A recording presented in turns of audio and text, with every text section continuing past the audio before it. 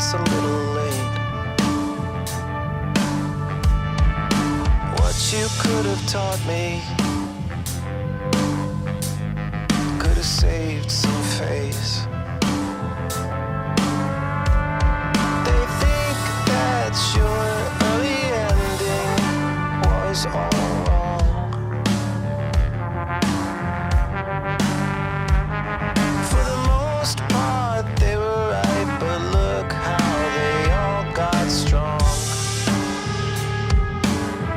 That's why I say, hey man, nice shot.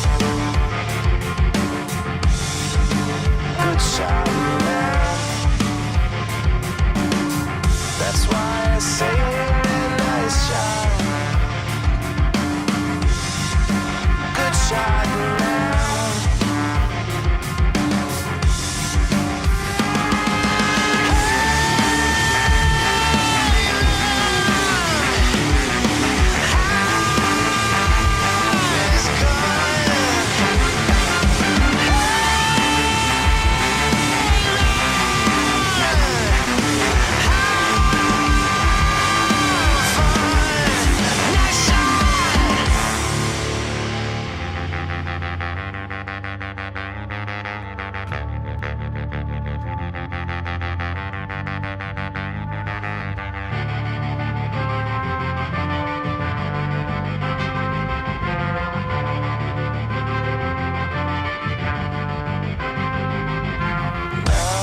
The smoke's gone and the air is all clear. Those who were right there got a new kind of fear. You'd fight and you were right, but they were just too strong.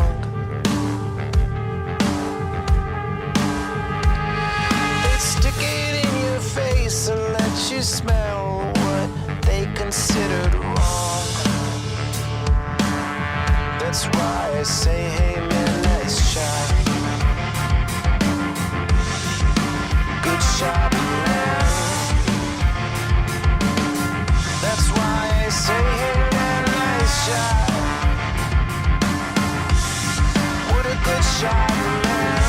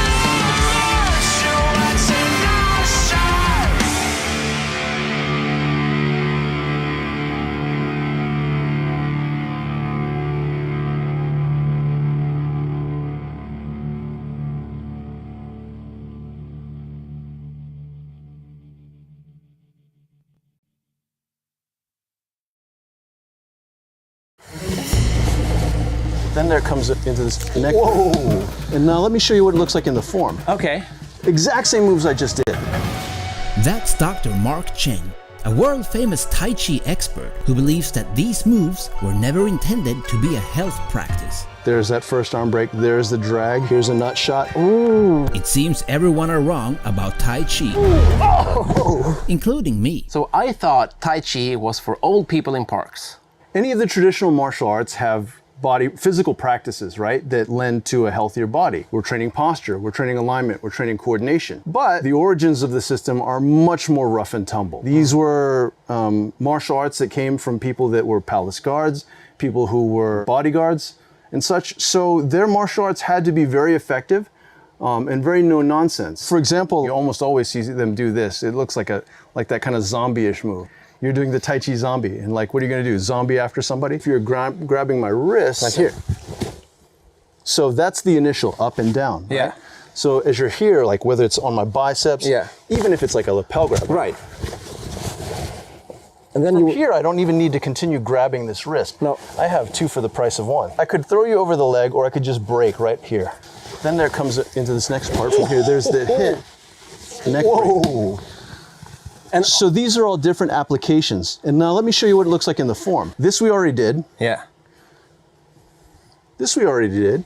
From here, I just shifted and turned, came back, ward off, roll out, pull back. And this pull back was the neck crank into the takedown. Yeah. Do Tai Chi practitioners know that this is what they're actually practicing? The beauty of Tai Chi is it's sort of like a knife, right? You can have a knife and you can use it for cooking, or you can have a knife and use it as a self-defense tool. Tai Chi is marketed mostly as health exercise. It's outstanding, truly zero impact exercise, right? Because like, you're not having to stomp down or anything like that. Every step should be executed in such a way where as you put your foot down, you are in perfect balance on your standing leg. That does great things for your joints. Yeah. And certainly a lot for soft tissue health. And also perhaps mental health. Certainly. Anxiety. Yeah. And if you think about what anxiety can be, as far as an explanation, an inability to control the dimmer switch of your mind. So it feels like it's always on that kind of full brightness, like I can't tone down, I can't chill out, I can't relax, I can't feel calm or feel good. Yeah. So the beauty of Tai Chi is it gives you a chance to explore such slow movement. Exactly. Right? Like even our kicks, to be able to kick in such a way where like you're really taking your time kicking slowly and staying loose in a way that doesn't require momentum is a little bit different.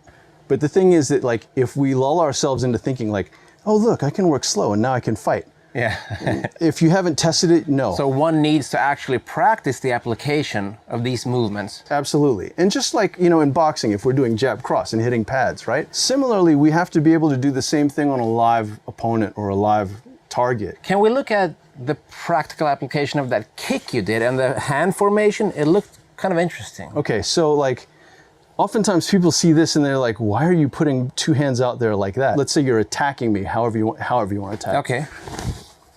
Right. So I'm going to intercept like this, right? Yeah. From here, I'm going to push this around. Yeah. Come back around, hit again. Yeah. Kick there. Oh, yeah. That was the second kick. Yes. Okay, what if the guy's like already on top of me and he's like already choking me or whatever, hugging me like, oh, how do you kick from here? You don't. No. Yeah.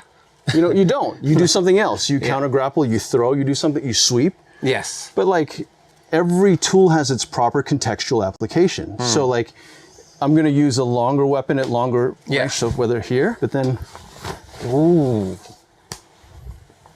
Let me break that down frame by frame. So like oh, that's a joint lock. Pulling across, arm drag, hitting up. Yeah. So I have an option for cranking this, right? Yeah. And then I have a groin shot here, right? Yeah.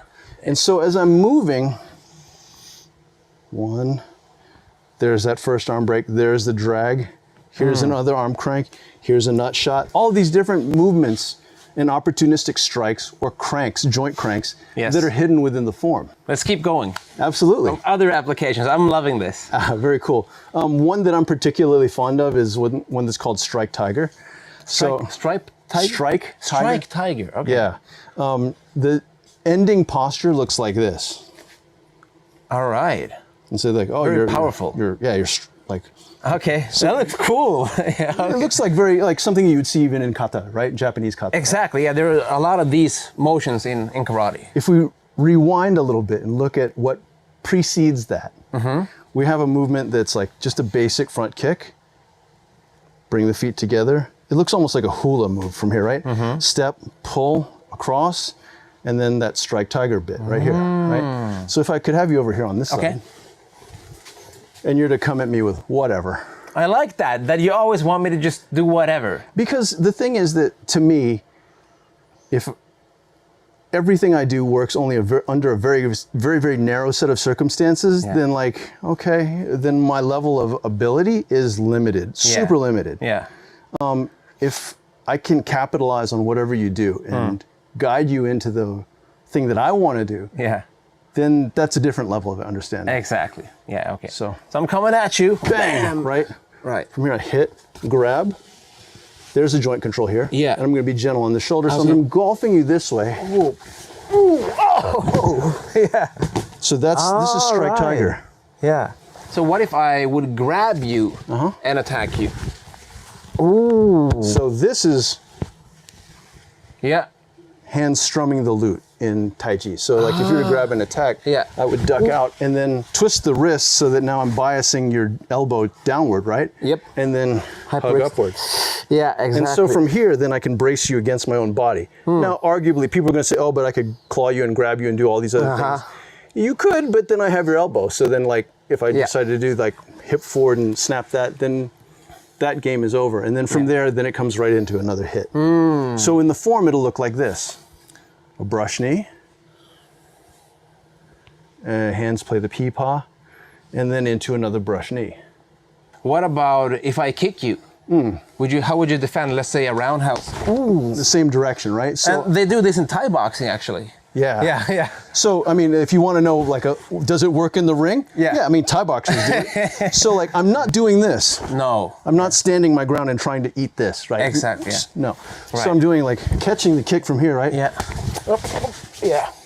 And then coming back with the same thing the other side. So what I'm doing is once I catch, I then want to reject. So coming from the catch, I'm going to push this down. And if, let's say the hands come at the same time, right? Oh, you mean I would punch go ahead. you? I mean, if I'm holding here, right, what would you do? Right, I'll go back. Or I would try to like, pull it out. Right. So it's like, boom. Yeah.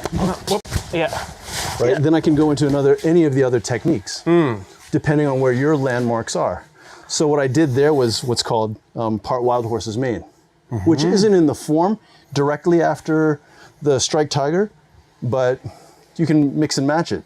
Another thing that I see a lot in Tai Chi is push hands. Yes. If I'm pushing towards you and you just yield, let redirect my force, because I'm going to push towards the center of your chest. You're going to let it glide off to the side. And then you're going to return to sender, right? And I'm going to do the same thing. And this is one platform in which we're doing it, because we're in open stance. We can also go closed stance. We can also switch and do the other side. So like if we're here, and you start to punch, right? And I'm first intercept and then redirect. Yes. This is not that different from. Yeah. Right. Exactly. But again, I'm also training myself. So as let's say you punch, right? Yeah. I'm deflecting, but then I'm training myself that I need to return to sender. It's not like, oh, I defended myself. Okay, great, awesome. Yeah. You got to return to sender right away. And that's a high-level fighting concept that's hidden inside of the push hands. Yes. Yes.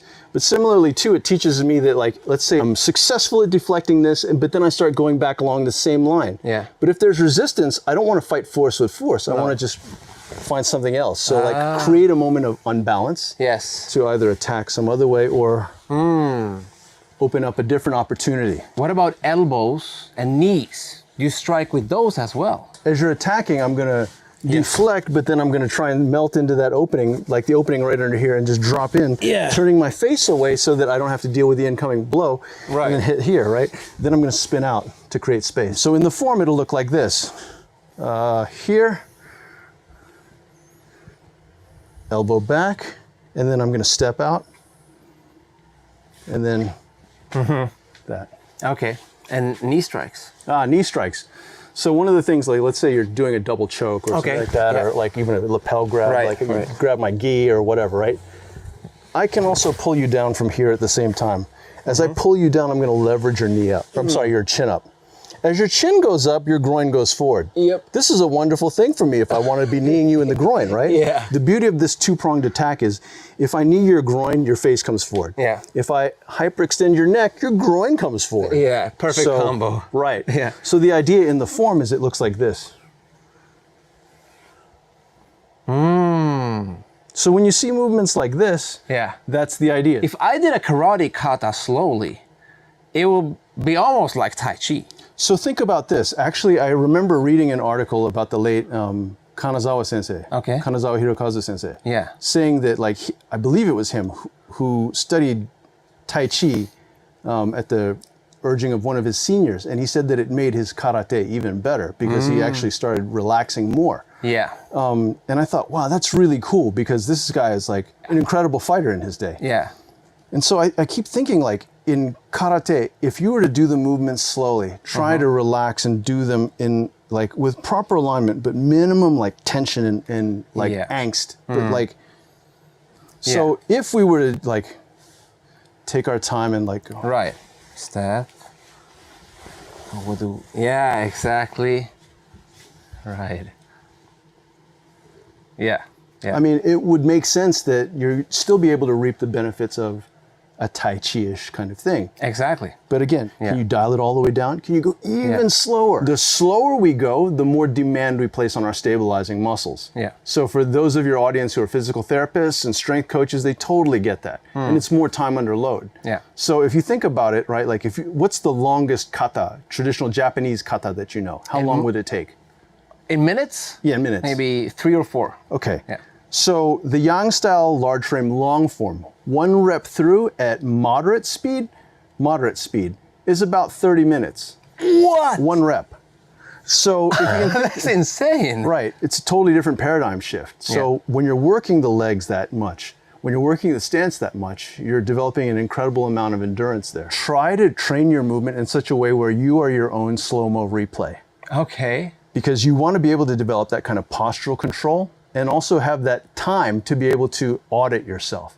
So in other words, like if I'm moving fast, like whatever, like wow, doing whatever movements I want to do, how much time do I have to perceive error in my movement? Not a lot. No. But if I have a lot of time where like I can just, oh yeah, I can straighten up a little bit more. Oh yeah, I can relax my shoulders a little bit more. Oh, I can extend a little bit straight, whatever, right? Yeah. We have time for those kinds of audits. And Yes. as we have time for those kinds of audits, then we can improve. Yeah. But if we're going too fast, again, covering up our mistakes with speed, we don't have that chance to improve. No, exactly. I can see how this is useful even for people who do modern combat sports. Let's say somebody does MMA, just working their jab slowly instead of always doing it fast. Just these basic things. And in some gyms, that's how they warm up. Like they'll actually warm up just nice and easy, relaxed. So it's like they're grooving, pain-free movement. Yeah. Nice biomechanics. And if you think about it, what's the difference between shadow boxing and kata? There's none. Yeah. Really, there's none. The only difference is maybe one has a preset sequence and another's a little bit more freestyle. But ideally, no matter what, you should be working with the intent of, okay, I have to react to something, even if it's imaginary. And at the same time, too, I want to practice good biomechanics and good presence of mind. And then that would translate as well to a real fighting situation. Can translate. So what we don't train, what we don't test, what we don't stimulate to come out under challenge, we don't know. So in theory, we have these attributes, but whether or not you can call on those attributes under the duress of combat, that remains to be seen. Like let's say I'm working a throw, right? Like just like a basic hip throw, right? If the only way I can do it is to come in here and just do that hip throw super fast and have to do it with that kind of violence and speed and whatever, right? Versus like, okay, here, okay, here, oh, here. Yeah. It's a different thing, like when you have the chance to feel and move slowly. Yes. And then there's less threat and less chance for injury as well. Yeah. So your training partners like you better as well. Yeah, and they also learn more as well. Truly. You can throw me quickly 100 times, but when you did that slowly right now, I also observed your movements and understood how it impacted me. So we're both learning more. Certainly. That, to me, is the idea behind martial arts. We should create a situation where everybody wins. Yeah. Right? At least in training. So that when someone can't win, we're able to go that way too. All right. Well, thank you so much. This Thank was you, a true sir. pleasure and honor, and I hope all of you enjoyed that.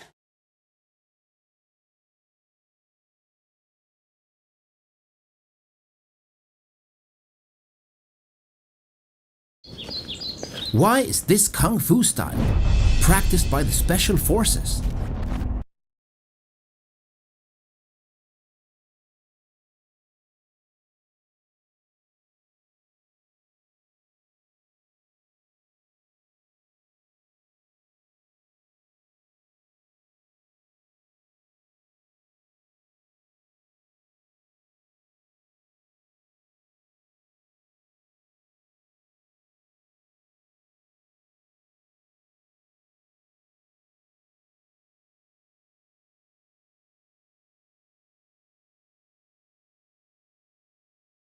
Can I describe the building? There's nothing to describe. It's gone. It's, again, it's the most devastating scene that I've seen in my career. And we continue to follow devastating news in Hickman County. 19 people still unaccounted for. An explosion at an explosive manufacturing plant there is the source of all this. This is WSMV 4 at 5 o'clock. I'm Tracy Cornett. I'm Amber Jayanth, and we are bringing you live team coverage tonight. Our Lauren Lowry is live tonight in Hickman County with the very latest. And Lauren, this press conference just wrapped up. A lot of questions, but still this came as quite a shock this morning.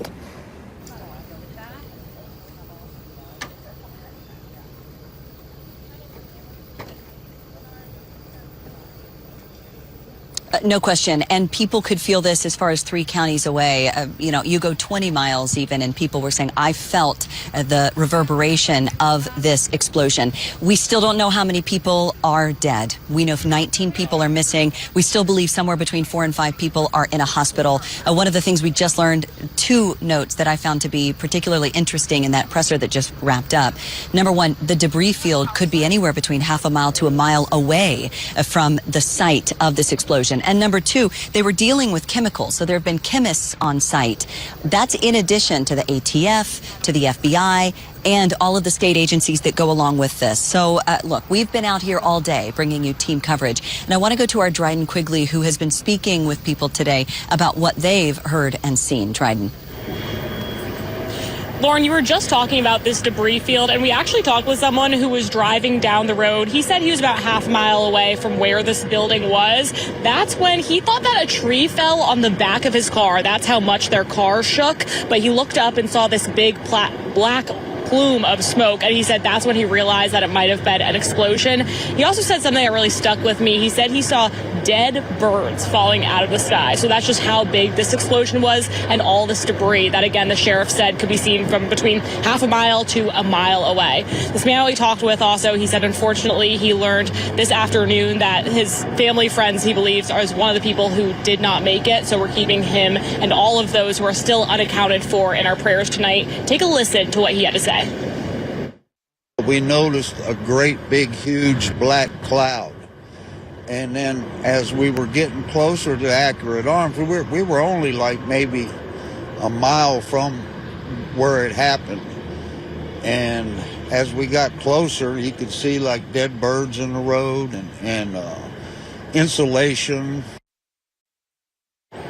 And he was obviously impacted both because he saw this happen and he lost a friend as well. And he says that's going to be the case for a lot of people here. This is one of the largest employers in the county, so a lot of people are going to be touched by those who are still missing, either a friend or neighbor of some sort. So again, keeping all of them in our prayers, even though we don't know if they're just unaccounted for, hoping that some are in the hospital or somewhere that just haven't been accounted for yet. Lauren.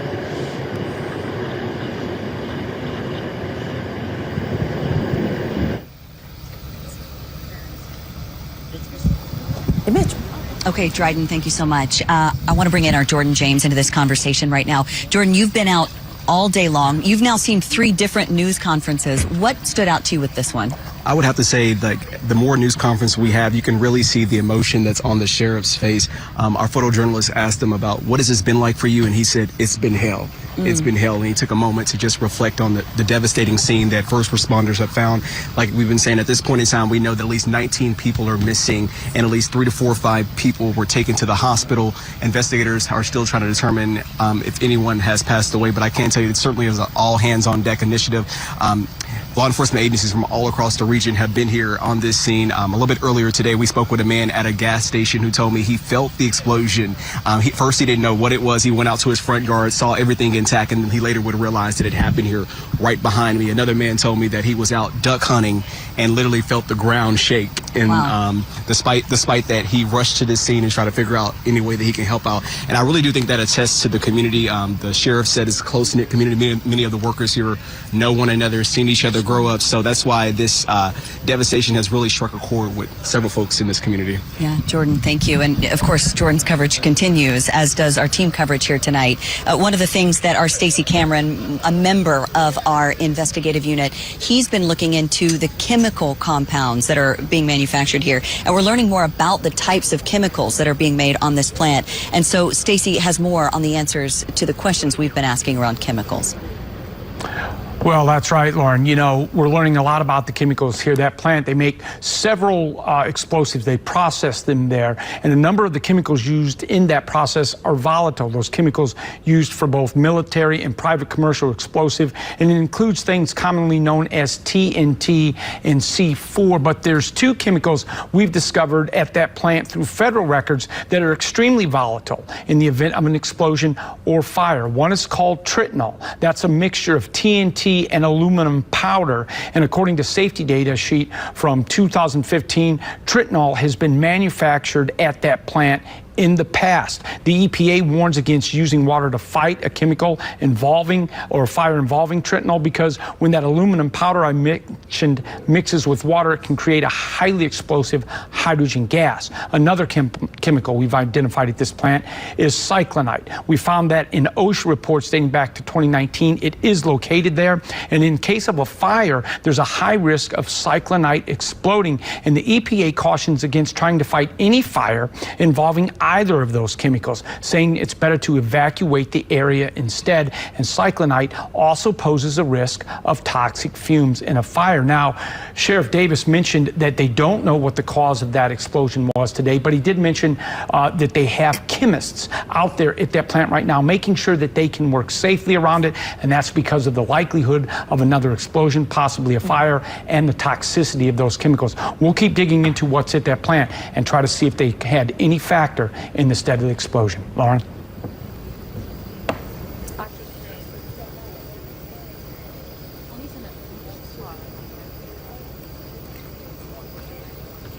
Okay, Stacy, thanks so much. Of course, we're going to stay out here live and continue to bring you team coverage as more information becomes available. We'll bring it to you on air and online.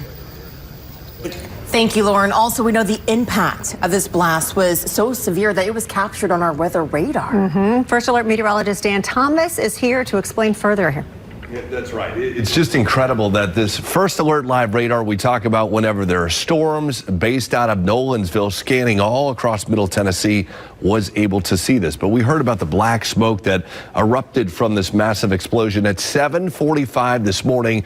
And just 3 minutes later, right here in the Hickman-Humphreys County line, you can see the radar signatures. So there was no rain. There were very few clouds, if any, in the area at that time. And that little black cloud of smoke lifted toward the north, and probably even some debris, and caused that reflection on the radar. Now, here's the radar site out of Nolensville in northeast Williamson County. So this thing was 55 miles from the site of the explosion, and it was scanning in the atmosphere just a mile above the ground, about 4,000 feet up, and all this was detected because of that explosion this morning. Tracy? That's really something. Dan Thomas, thank you. Why is this Kung Fu style practiced by the Special Forces? That man has the answer. His name is Zhang Yu Shan, and he's the Grandmaster of Monkey Kung Fu.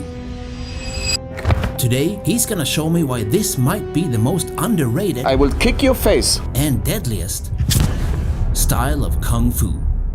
So what makes the monkey style so effective? is developed in the Shaolin Temple. But because of the Buddhist doctrines, these dangerous techniques are not allowed to practice in the Shaolin monastery. So the monkey style is an external style where the killing and I would say the violent things are taught, the secret style of Shaolin. So the monkey fighters are like the special forces of the Shaolin Temple. The executioners from the emperor. Well, I'm very excited to learn some of these techniques. Do you mind showing them to me? We need to go inside. First, your body weapons needs to be prepared. So this is an ointment you use for the conditioning. That your skin will break. That is iron grains inside. That is the chop. I let it only fall down.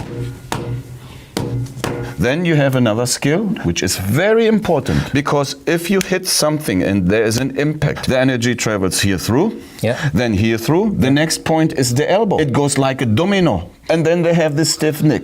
And when it reaches the neck, it will also reach the spine. So you should condition all the joints, basically. No, actually you only need to condition 1 and 2, and it's enough. Here always needs to be loose because you want to be very fast and quick. Here also you need to have that ability to move very loose so you can have a good breath. Okay, so I relax. This is rock solid. It looks so soft. Okay, release. Look at Okay. this. Concentrate yourself. Yes. Stand in the kibadachi. Okay. And now let the elbow fall down. Look at it.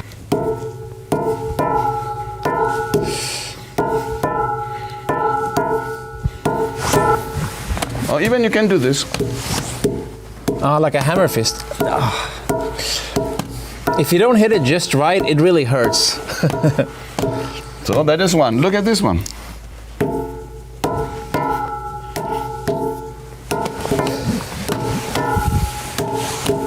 I can tell that my skin is not really used to The this. skin is only one part we need to train. We train Jin Gu Pi. Jin is the tendon, Gu is the bone, and Pi is the skin. We train from the inside to the out. And from the outside to the in. So it will meet each other and it becomes very solid and firm. Yes. Not like these swollen, watery hands where you poke in and you have. Oh, come, we switch places. Oh, and no. You know, do this. Oh, Okay. no. Okay. Yeah, that is It's solid. real. It's real. It's granite. Okay, I feel a little bit bored. I do this. Wait, what? This is metal, right? Yeah, that is okay. Come. So look. This is surreal. And look at this.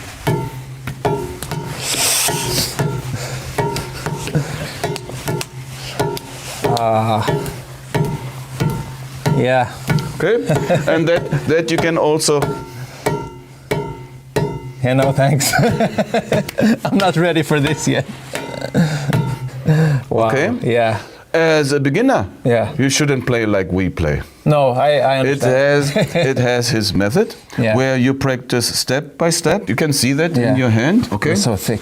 Yeah, and also the side of the fist, like that thickness. Yeah. So that is the trademark. Demon's hand and Buddha's heart. Yeah. Yeah. So you have the destructive power, but you need to have also a kind and noble heart when to use that kind of power. So can we look at how to apply this deadly force in some techniques? No big deal. Let's go. Okay. Look, I will show you something. You do a tsuki forward actually. You do Okay. only in the air. Yeah, you do it. I punch like a classical karate punch? Yeah. Like this? Look at this. Okay. And look mine. I show you again. You do yours. Okay. Oh. Like a whip almost. Snapping. This sound is very interesting. It's like a Vibration. vibration, yeah. Here in that area. Yeah. Wow. I don't know if you can hear that in the microphone, but it's like Yes. Okay. wow, yeah. Yeah. Yeah. When you attack with the fist, Okay. So you're blocking and striking at Yes. the same time. I see. that's why that technique. And the monkey fist have another special technique. The Wing Chun have the chain punch. The monkey fist have. Oh. The other thing is, look at this. That goes here in front. Yeah. Wow. Another style which attacks like that is the drunken style. Yes, the drunken fist. Yeah. Yeah, but if you don't have that hand, No. then it's useless. If I try to use any of these techniques, I would probably break my hand. But you can almost do anything when you have this level of hand conditioning. The other thing is you can attack your opponent in angles he even don't know and realize from where it comes. The conventional angles, Yeah. like in boxing, Yeah. we all know. Yes. But even if I'm here, you do something, Okay. Yeah. that is a different angle. Yes. And up. Yeah.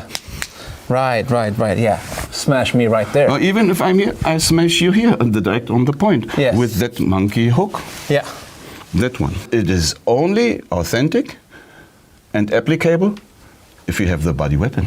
And that's why you started with the conditioning. And that makes the monkey kung fu style the hardest style in Chinese martial art. The next hardest martial art style, what you know, is Thai boxing. because they have that condition. Yeah. We have that also. Always when you see the monkey, he's pointing 1 foot up. Okay. He is blocking in that direction or in that direction. His techniques is also involved in the monkey style with the knee. Oh. You see that? Yeah. And look. Yeah. What is that? Like a Thai boxer. And look at this. Oh, yes, exactly. Look at this, because the gloves. Yes, yes. But actually is... Wow. And that shows, because it's in Thai boxers, they're Hindu. And the Hinduism, they have the Hanuman. Yes. And they pray also to Hanuman. And there's even some deadly techniques they practice and also devote techniques to Hanuman. And that is the monkey god. And that is the monkey god. Wow. That is one thing. So the connection goes back in history. The other thing is, you know the wrestling in India. Yes. The Maharajas always practiced wrestling. Then it developed in England because the English earls and I would say lords, they practice wrestling. Bring that to England, it becomes catch wrestling. They know every lock and every submission. And now you can see both Hinduism, martial art. One is in India, one is in Thailand, they practice striking. Right. Yes, elbows, knees, yes. Oh, that looks like the Muay Boran, the old Thai boxing. Muay Boran, or even much more older, the Payahut style. Okay. Which is also called the tree monkey. Really? Yes. Okay? Wow. And because they even climb on somebody and give that... They do the climbing techniques. And that is a monkey style. Oh, so that's like the monkey. It is a monkey, a monkey style. Wow. And then we have another style in India. They do only the wrestling. Yes. So you have down and up separated. One in India, one in Thailand. Yeah. When you put these together, you have the very beautiful monkey boxing style. When we fight, I will first give you something. Something to grab, like I want to grapple you? Yeah. And then look, I will take that. I will snap first that. And kick your face. Look, I will kick your face. Okay. And then look at me. Yeah. I have that. Oh, inverted right. heel hook. Yeah. I do this. Okay. And that's the monkey. Yeah, look at this. Ah, so we have that in the form. Now you know. And that form, I can show you again in another angle. Look, we go this way. Okay. Yeah. If I want to attack you suddenly and dangerously, I will bring you back and I will attack you like that. Oh, okay, yep. And snap the neck. That is again here. Same move. You know that. Yes, yes, yes, right, exactly. And you know that. Look at this. And look at this. Look at me now. No, look at me. Okay. Look at me. Oh, yep, yep. Oh, the fingers. Sometimes they do this. Fingers in the eyes? That is the grab and that is the stab in the eyes. Yeah. So the same movement has several applications. Yes, please sit down. Okay. Look at this. One, and here it is again. Oh, wow. that is again there. It's that move. Yes. And we have a lot of these. Even if I do this. Okay. Wrist lock me. Okay, like this? Yeah, you can grab and look what I do. Oh, you smash my fingers. Okay. I smash the fingers and then I apply a technique where I can go back again. Yeah. Oh, yeah. If I'm here. Yeah. Okay, you do. I smash the fingers. Yeah. Then I go here. I grab this. Look at this. In the monkey style, we don't use the thumb to grab. Really? No. Okay. That is like in Greco-Roman. We do this. Ah, right. That's why you do these moves. If you grab. Okay. Now the attack is coming. Yeah. Oh. Oh. Look at me. Yeah. Here. Oh. Yeah, yep, yep. So that goes actually to the vital point. Sometimes when I do this movement, people, they don't understand. And when I do this movement, they don't understand. Even when I do this, this, people say, what kind of weird martial art is that? It's a hidden, different level. Yes. And we have Ulu Ho-Chen, the wood monkey, the stone monkey, the low monkey, the shy monkey, the drunken monkey. That is the 5 ways of the monkey. Yeah. Mostly monkey king oriented. Okay. Then you have the Baiyuan, where you have much more rolling movements and bigger movements and powerful movements inside, in combination with breathing. And then you have the Jinho, the golden monkey. Okay. Which is only an internal art. That makes the monkey fist door a little bit different than other monkey kung fu schools. And why is it called the monkey fist door? What is the meaning of the door? In ancient time, when you enter a school, they have a door.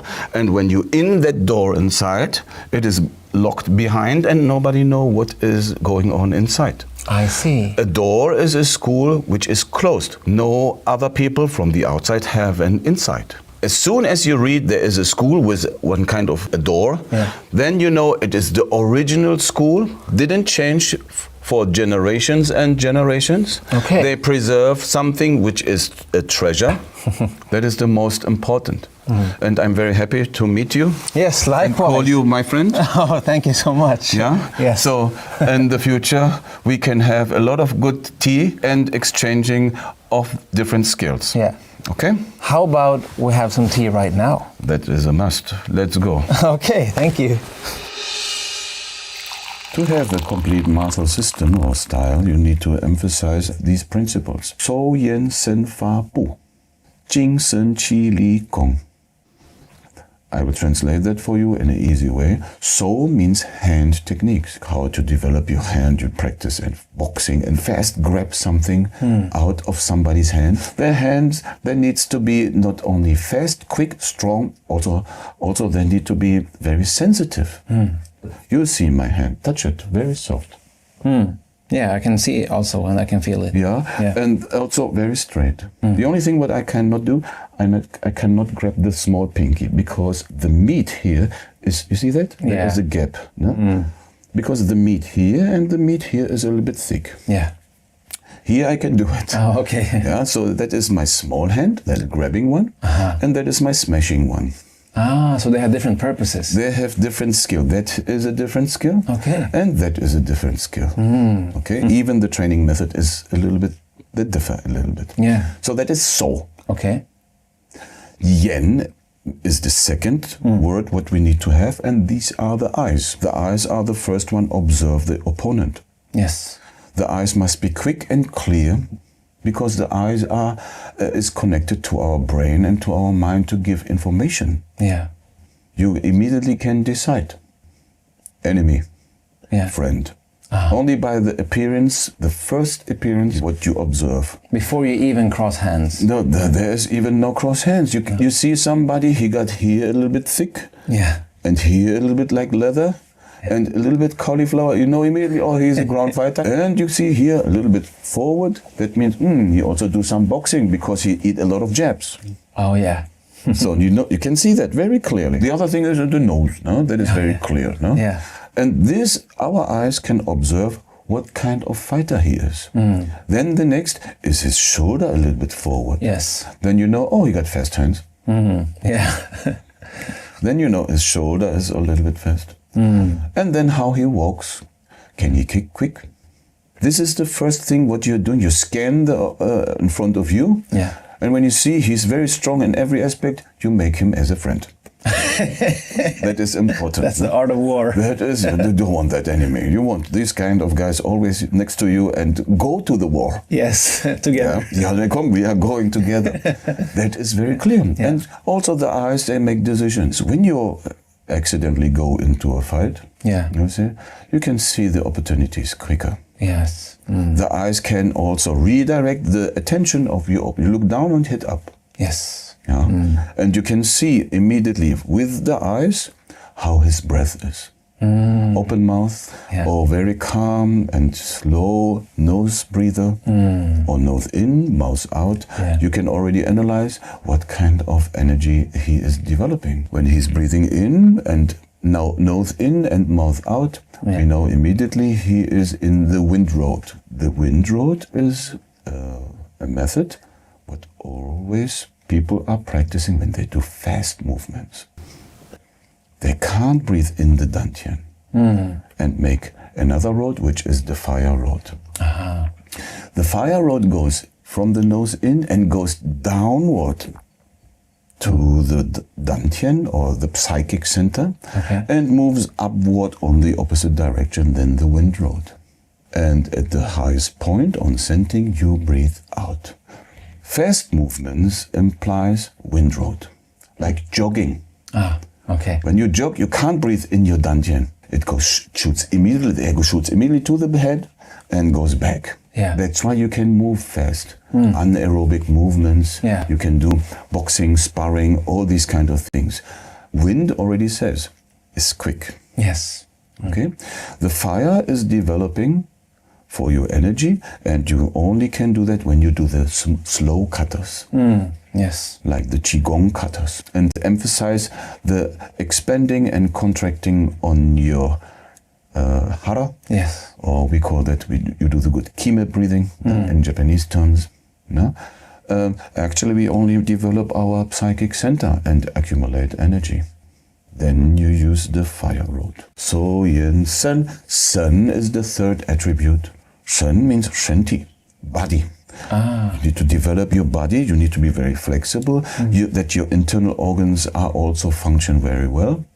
Every movement will also massage your internal organs. And when your internal organs are massaged internally, not externally from somebody, you're healthy. You need to be flexible, that you don't injure your spine and other joints like your hips, your knees and the ankle and the shoulders, the elbow and the hand. That means Shen. And the body should always be soft, like a dragon's body, because to have that kind of soft body, you can accumulate and circulate your energy. Okay? So yin, sen, fa, and fa means method. What kind of style are you doing? Are you doing karate style? Are you doing five ancestor style, white crane style, praying mantis, whatsoever? Because this method will help you to get what you actually want, your goal. I see, to become the path. The fifth one is the bu. Bu is the bufa, the footwork. When you see, for example, a very strong fighter, I give an example from Mike Tyson. His lower trunk and his ability to move as quick and change angles was amazing. Even for his size. So a fighter with a very stable trunk is very difficult to move. And when he's also quick in his feet, is very difficult to catch.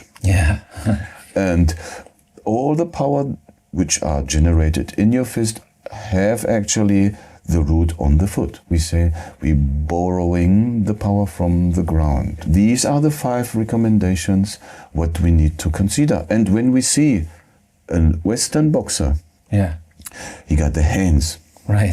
He got the eyes, he know when to hit, and he got the body very well developed, good muscles everywhere. Then he got the method, different kind of combination, and he got a good footwork. Next chapter are the 5 internal principles.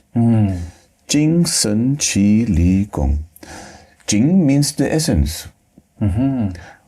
What kind of person you are, what kind of body structure you inherit from your parents, that is manifested in the essence. Are you short? Are you tall? Are you athletic more or very skinny and tiny? And that will define what person you actually are, what you are built of. This is the Jing. The other 5 before, the Jing, with the eyes, and that you can build. Even a person who is not, I will say, a talent can be built too. But the Jing, that is inherited from generations and generations, from your family scroll to you. Okay? And that is, you can't build. It is there. Shen is the spirit. The spirit in martial art is there, already there. But how to awaken that kind of spirit? Our martial way will help us to emphasize the internal spirit which exists, to let it bloom out of yourself. You will learn the discipline and all the codex. This is what you do and this is what is not allowed to do. what we have in the Budo way or the Bushido way, the art of the warriors, you know, this warrior spirit. That our ability is only for the good. Where you go, in what kind of area, you go into a restaurant, actually you can see, you position yourself in a good seat already because you don't want something that's behind. Right. And then you have the vision because where you are, then it's safe for everybody. That is your responsibility as a martial artist. You can see, ladies and gentlemen, actually you are safe because I'm here. Yeah. And if you see another guy, he's also very strong. You say, yeah, you too, now you're a team. Yeah. If something happened, you work up as a team. Yeah, I said already, don't make enemies, only we go together. Yeah. Chi is the next one. Now we come to the chi. The ki in Japanese. The ki. Yeah. Yeah, the ki.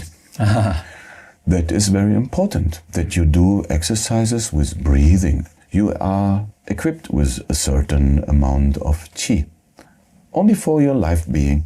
And chi is not only breathing exercise, chi is everywhere. You need to be very clear that the energy, what we are, or the air, chi means also air, is not only air. There are more agents inside. Even the old Egyptians, they know that kind of knowledge, that air is not only air. And when you do your movement, you can feel actually how you can swim in the air. You can, even when you do this kind of, you can touch it actually. You cannot see it, but you can touch it. That is here. Then the next is Li. Li is physical power. A martial art skill without physical power is very, I will say, not very effective. No. Yeah. So you need to build up a certain amount of power to make your martial skill more effective. Yeah. A lot of people say, don't use your mind, don't use brute force, use your mind. Like in the Tai Chi world. That is a misconception. That is correct what they say, but how people read that is totally wrong. You can see the old Tai Chi masters. Do they look weak? Yang Chenfu, the founder of the Yang family, he had his nickname, the Invisible One. I don't think if you're in old China and you are a fighter and they give you the nickname, the Invisible, that you're weak. No. You must be very strong. Even his young nephew, Yang Luchan, he was over 190 centimeters tall. Really? And his weight was over 130 kilogram heavy. Wow. Is the big guy, you know, when you see the Yang style Tai Chi old pictures, I think that kind of, I would say, elephant, whatever he's doing, he can promote every style. Because he's so strong, he looks like a sumo wrestler. And that also shows, my goodness, when it comes to fighting, you don't have muscles, you don't have power, you're weak. Yeah. And that is also the misconception of martial art people. You need to know how to wrestle yourself out of different situations. That is very important. Yes. Yeah. Not only by touching and say, in 3 days, you're dead. That is utopia. The last attribute, what I will also say from these 5 internal keywords, is the gong. Gong like in Kung Fu. Gong means also how much Gong, martial Gong, have you invest. Like Wushu, martial, and Gong. That means what kind of ability you have. Are you deep-rooted? Are you loose? Can you open and can you close your muscles and tendons and fascias? That is the Gong, where martial artists are actually categorized. That's why only when you perform your form, they can read this already, how strong your Gong is. And they analyze again, like they're scanning your body weapons, your body structure, your power, your spirit, what all is inside. Gong also means how much effort you put in your training. Are you training every day? Or 1 or 2 times per day? Or 1 or 2 times a week, like most people. If you train like that, you will gain nothing. And you are a slow learner is not because you can't grab it because you're too lazy.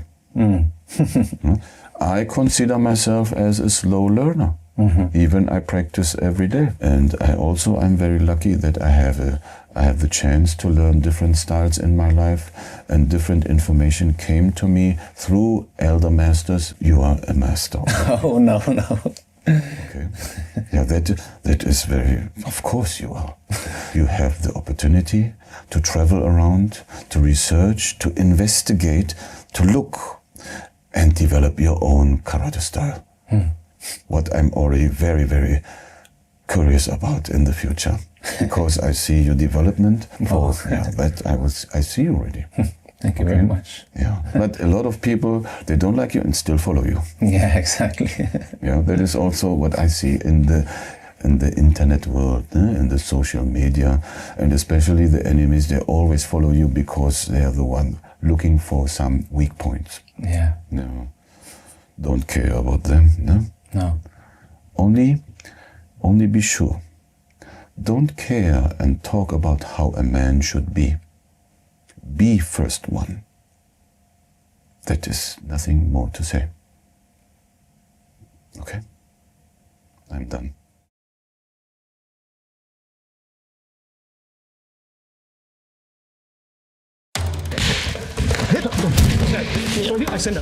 That's Mal Morny, world-famous master of Silat, one of the deadliest martial arts in history.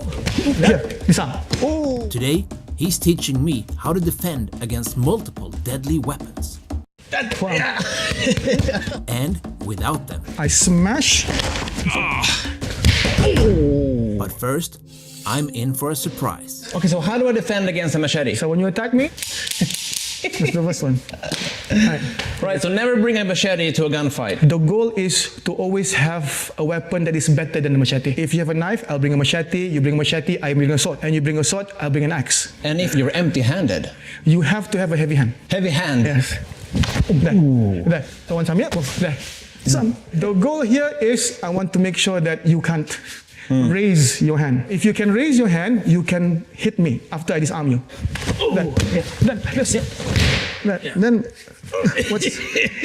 why did you do that? Yes. The main goal is I hit. Before I go like this.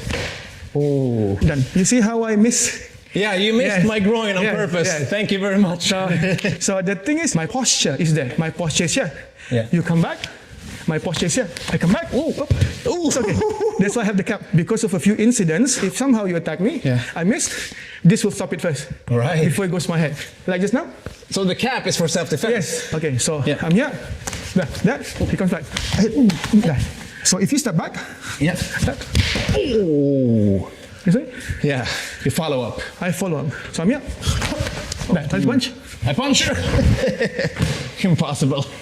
The thing with this one, there, punch. Yeah. So when you twist your body, it's like judo. Exactly. I need to do this. Yeah. I need to do this. Yeah. You gave me that opportunity. By punching you? Yes. So this is why when you come to attack me, I can go that here, this arm. Oh. That. Yeah. That.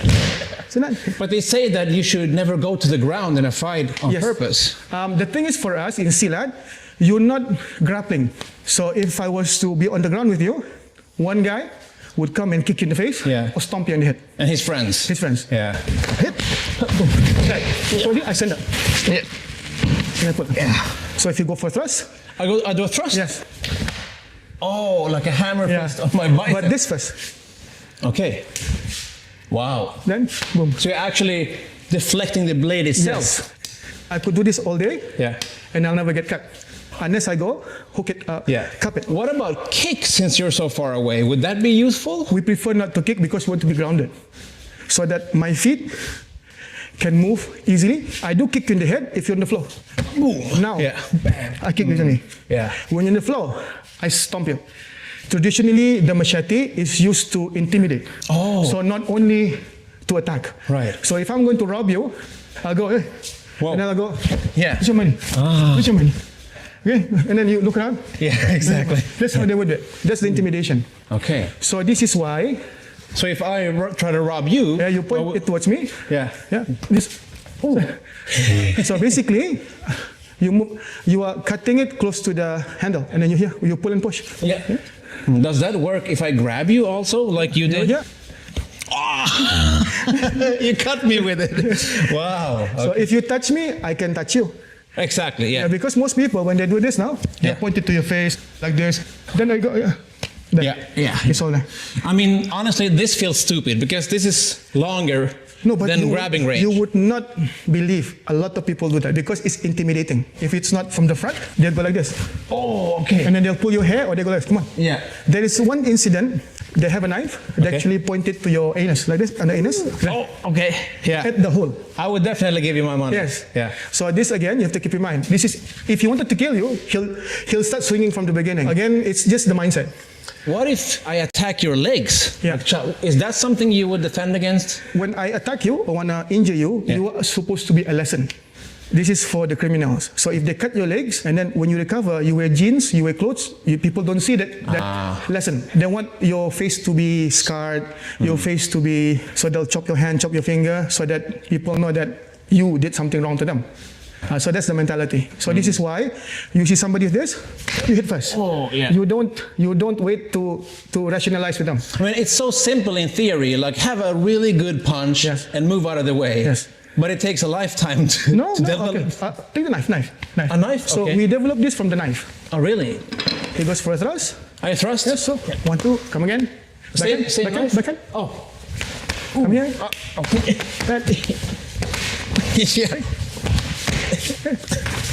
Yeah. You see? There's nothing I can do. No. Because I maintain my range. Okay. Yes. If I go slowly, where's my range? I cannot see anything from here. Then I have to do a finishing move. My goal is, I don't know if my hits will knock you out or put you down. I'm assuming that you're drunk or you have high pain tolerance. So I'm here, I hit your face, boom, hit. Ooh. Well, yeah. So you don't even have to disarm me. You just destroy me. No. I can disarm you. That we train for that. So if you attack me, disarm. Right. Attack me. Oh, disarm. Right. Stop my hand. And stop your hand. Disarm. So there's 1,000 ways. Once you understand the 3 principles or 4, there's 1,000 ways to use that principle. And what are those principles? Okay. Take a look. Yes. I want to go. This is 1. Okay. Other hand. This is 2. Yes. Some people say that's impossible. If the guy is psychopath or deranged, that's why you hit him. Yeah. Exactly. Yeah. But in training, I can go 1, 2. Yeah. Pass my hand. Then I'm here. Then I do this arm. Boom. Right. Yeah. You come again. Yeah. Pass. To that. Yeah. I disarm. Yes. If I divide your body into 3, like a big pie, this half. Yeah. This half, and then the thrust is this triangle. You attack me? Anything from here? Anything lower? Yeah. Anything here? So you just have to know these 3 areas. Yeah, and then I make sure that I control the pivot of your hips. My hips. If you attack me, I can slow you down. Right. So you said there were 4. The 2 is tip up. Yeah. The other 2 is tip down. Okay, so the ice pick grip. Yeah. So what would those look like? Attack. Yeah. I've got this 1. Oh. Okay. Like hand. Like this? Yeah. That. 2. Oh. Yes. Okay. But that is amazing for seminars. But if you attack me, like this? Yeah. Oh. So Yeah. that's the first thing. If I hit you, Yeah. you will be loose. Yeah, exactly. Now I just take it away. Yeah. For example, Yeah. go slowly on this edge. So angle 1. If I go, there, that is your leg. Yeah. I can disarm you while this is inside your leg. Yeah. So what would you say is the main benefit of having this grip instead of that grip? Or is there one? This has more reach. Yeah. Reverse has more power.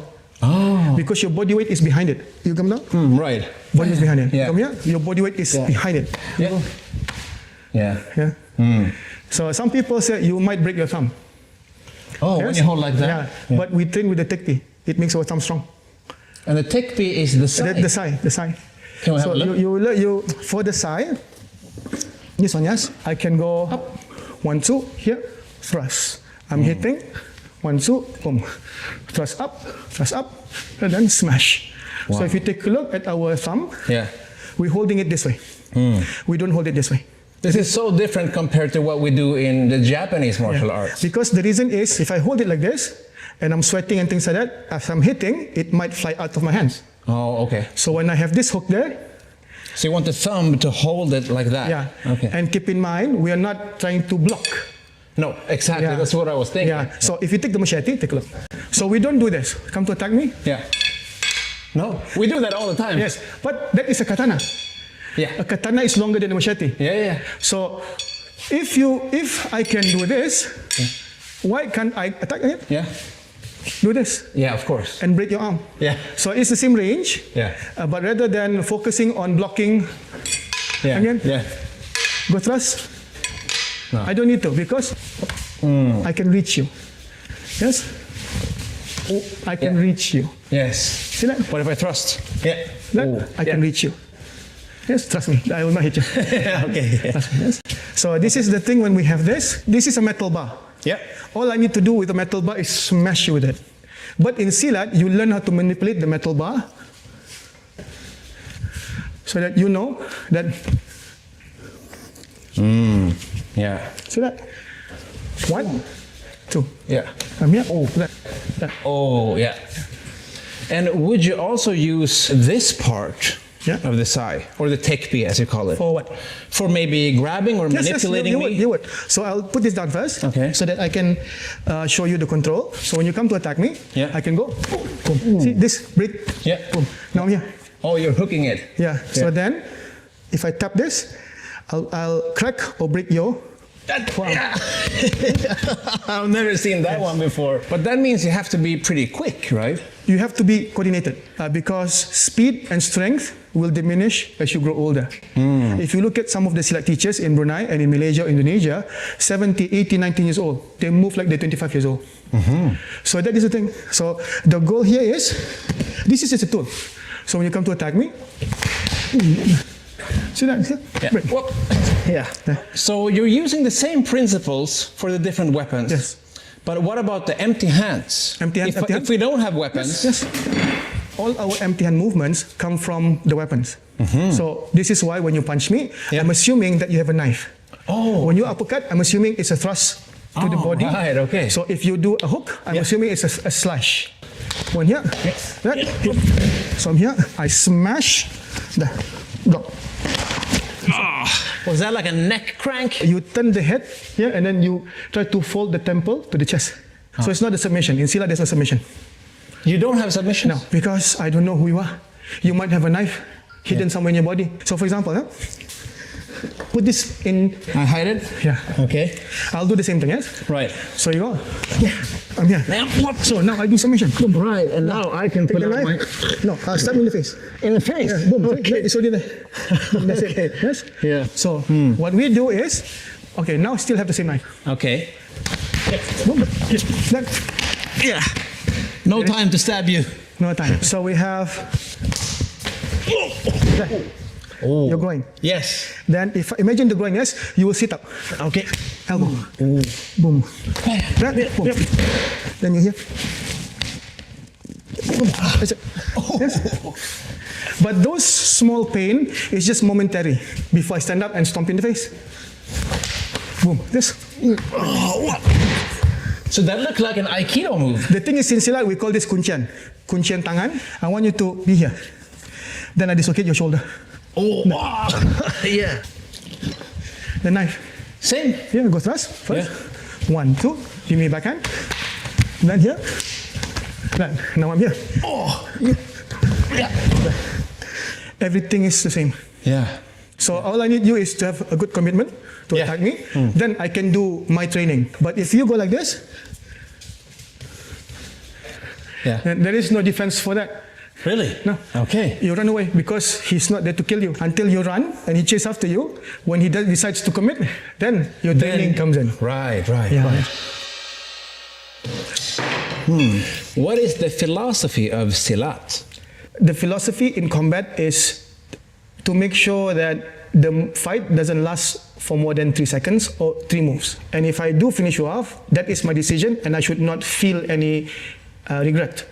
So in life, same thing. if I was given options in life, I choose this, then everything else doesn't exist. So I should not regret my decision if I decide something in life. So is this something you've felt personally in your training, in your life? Well, the thing is, in training, you don't look for philosophy.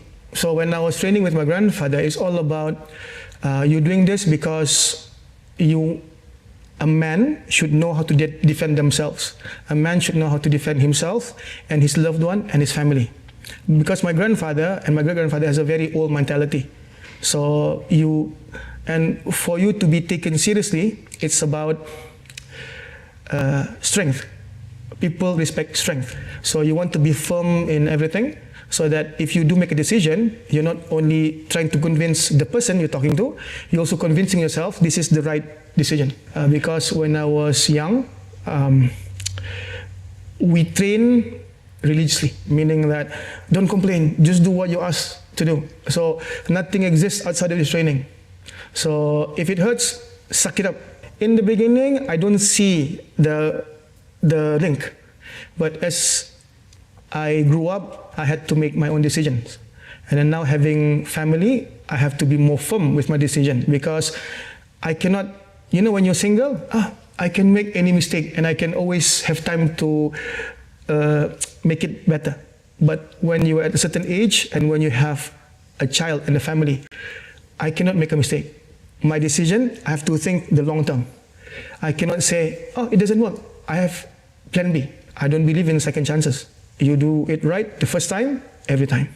So this is why when you hit me, I want to make sure you go down, my first hit. So if you try to touch me, I want to make sure that you regret touching me. If I hit you, it's not my fault, because you make the decision to do that decision for me. So that is how I think. But again, all this only started to be linking together since I became a martial arts teacher. Because I'm a qualified engineer. So I could work as an engineer anyway for the oil industry and things like that, yes. But I decided to be a martial arts teacher. As you know, being a martial arts teacher, you're not going to be the richest person in the world. You're always going to be struggling, you're going to be this. You're always going to be making mistakes, or your decision might not be the result that you hope for. But I'm very stubborn. So if it doesn't work, I make it work. And same thing like a technique. If it doesn't work, I'm going to hit you the same place the second time. I will make it work. So it's teaching me to be more persistent.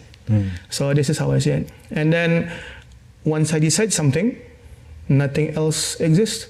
So there will be no regret, no nothing, and things like this. Is why martial arts, same thing. Do you have any final piece of advice for people who are watching this and want to become as good as you are at martial arts? So the thing is, I don't see myself as good in martial arts. So I've met a lot of high-level teachers like yourself, and you've met many great martial artists. In my lifetime as well, before I decided to do this, I've met a lot of good silat teachers, which I want to be like them. But I don't want to make the same mistakes as they did. So I talk to them. I see, how did you become a teacher? How did this? And then they tell you their story. If you decide to open up a martial arts school, or if you decide to do martial arts as your career, meet as much martial arts teachers from many different systems. Learn from them, not only in terms of martial arts, but also in their life. Because their mistakes is your lesson. Success, you can look at any movie star, Hollywood, look at the success. But you want to learn from their mistakes. People want to be a good martial artist. Don't use me as an example, because I'm always trying to improve myself. So whenever I meet you, your punch, your jab is strong. I want to be like that. So now I have to focus on my jab because of you. So every time I meet a martial artist, there's always something that I envy. Yes. So I see this guy. How is his stance so strong? And then you try to talk to him, how this and that, and then you practice. So for me, I'm work in progress. So if you ask me how can somebody be as good as me, I don't even know. I'm still working on it myself. So every time I do a seminar, I learn from my attackers. I learn from my training partners. So and that mindset is why you're the best. Yeah. You know what? If you ask me who's the best, I know many people who are way better than me, and those are the people that I want to be. The way I see all my mentors and all my idols, they're genuine events. So this is why sometimes when I see people who are very good at what they do when I was young, and we found out, oh, I retired from martial arts. Oh, I quit from martial arts. How can you quit from your passion? You know, how can you quit from something that you love? So, and then you listen to the stories, and you avoid that so that you never lose your passion. No. This is what people understand. When people see me 100% in martial arts, they think this is my life. In a way, yes, but that's how things are when people go to work. So they've got 9 to 5, that's their work, but their life is not work, their life is family. So for me, martial arts is my passion. I love training. The world does not exist when I'm on the mat or when I'm teaching. Nothing exists. That's my meditation. But then once I put my machete down, my knife down, I see my children. That is 90% of my life. 90% of my life when I was early teens to mid-30s was martial arts. But then everything just slowly, priorities change and things like that. So I think without martial arts, life would be boring a bit, I think. I agree. Yeah. All right. Well, thank you so much for sharing thank you so much. your experience, expertise, and time with us today. Yeah.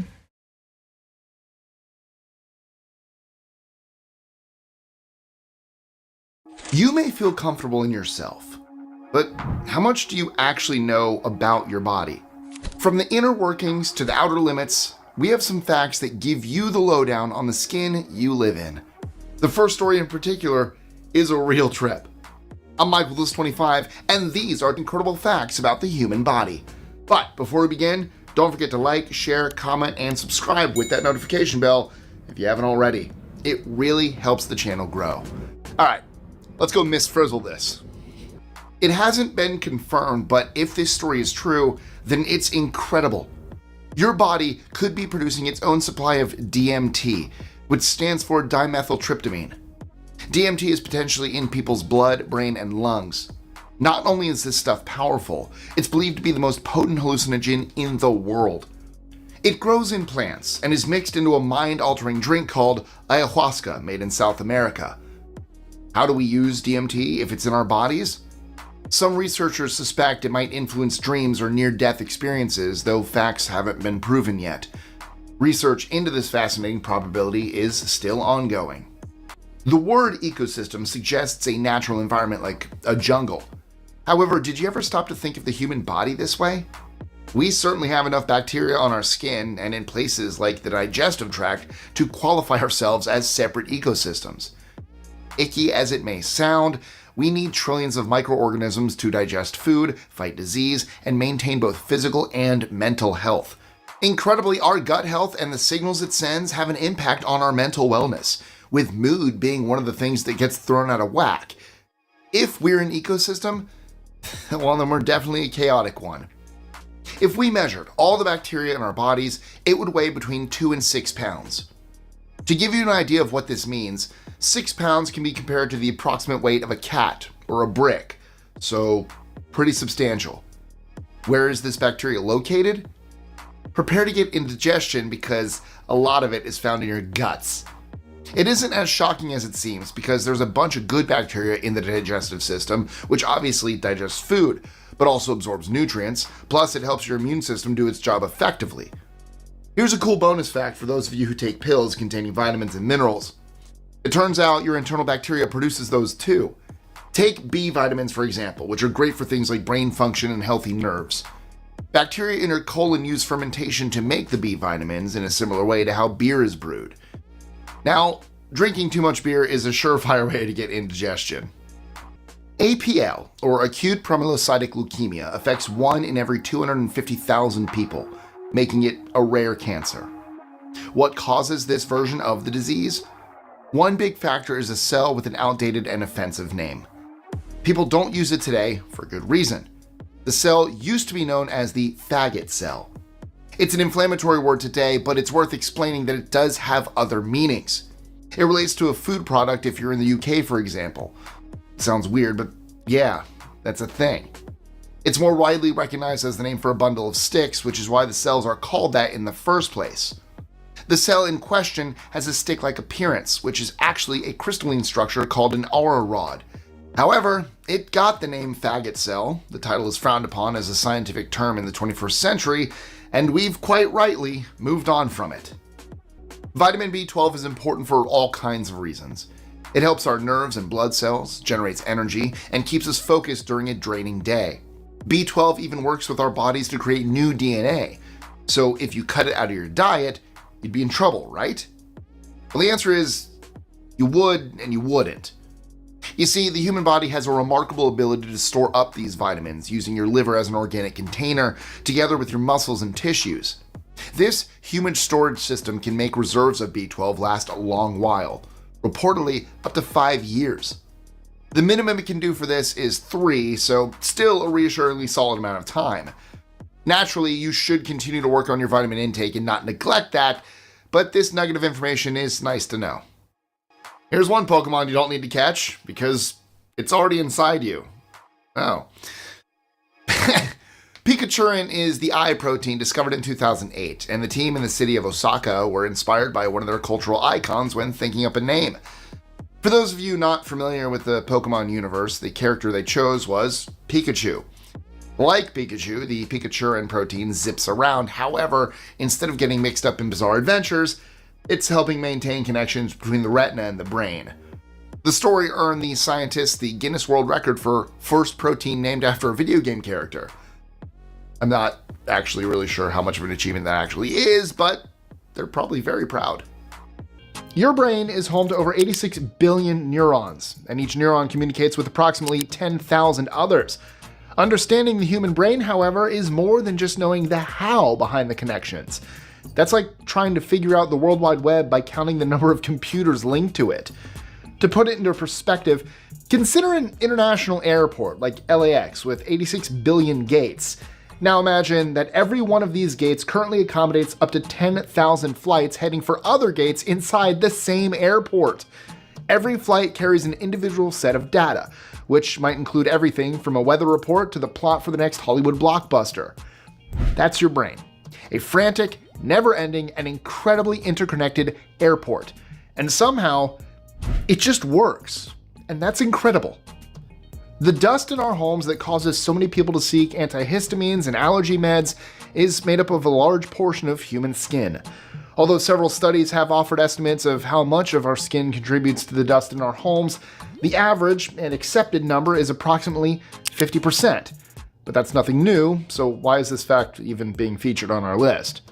Well, give me a minute, I'm building up to it. The average adult sheds roughly 500 million skin cells every day, or 0.03 to 0.09 grams, 0.001 to 0.003 ounces of skin flakes per hour. And that is average. For all of you wondering, I have psoriasis, so yeah, I shed way more than average. So in case you're all wondering what the flakes are or the red marks are, psoriasis. Anyway, I digress. So where do you imagine all of that goes? Some of it ends up in our cars, some in our homes, and a lot of it ends up in space. In fact, adding it all up, it's believed that human skin has contributed nearly 1 billion tons of dust to our atmosphere. It's official. Female flatulence stinks worse than that of their male counterparts. According to RealClearScience.com, women's farts had much higher quantities of hydrogen sulfide in studies conducted by prominent flatulence expert Michael Levitt. The odor judges discovered that, at comparable quantities, this results in a significantly more offensive odor than men's farts. But the very fine scientists not only tested offending odors, they went above and beyond their duties and also tested the speed at which a fart leaves the human body. If this doesn't interest you, feel free to close your eyes and ears. But for the interested, it was discovered that the speed of a fart exiting the human derriere is approximately 10 feet per second, roughly 9.5 kilometers per hour. The average person farts 14 times daily, producing enough volume to fill a medium-sized balloon. Don't though. This volume can be measured with a very interesting piece of engineering genius we call a rectal catheter. I kid you not. We all know that our eyes are capable of amazing things, such as seeing in the dark and tracking things at lightning fast speeds. However, all of that is still exclusively tied to sight. Did you know that your eyes also have the ability to taste? According to research, human eyes are incredibly competent at recognizing flavors. In fact, our visual sense of flavor can actually overrule our taste buds. In one experiment, researchers served expert wine tasters 2 glasses of wine from the exact same bottle of white wine. However, the contents of one of the glasses was changed to red with a flavorless dye. The experts incorrectly identified the latter as red wine, dealing a severe blow to the wine tasting industry and sommeliers everywhere. While you may think it happened because wine tasting is a bogus science anyway, and that might be the case, something more complex was going on. You see, when the brain receives 2 contradictory pieces of information concerning taste, it favors the visual information, even if it's the brain of someone with years of experience with that taste. Some people have no taste. One of the most valuable senses is our ability to smell our surroundings. It warns us of potential hazardous microbes in the environment and tells us exactly what to avoid to stay healthy. We've always believed that this ability was limited to our noses.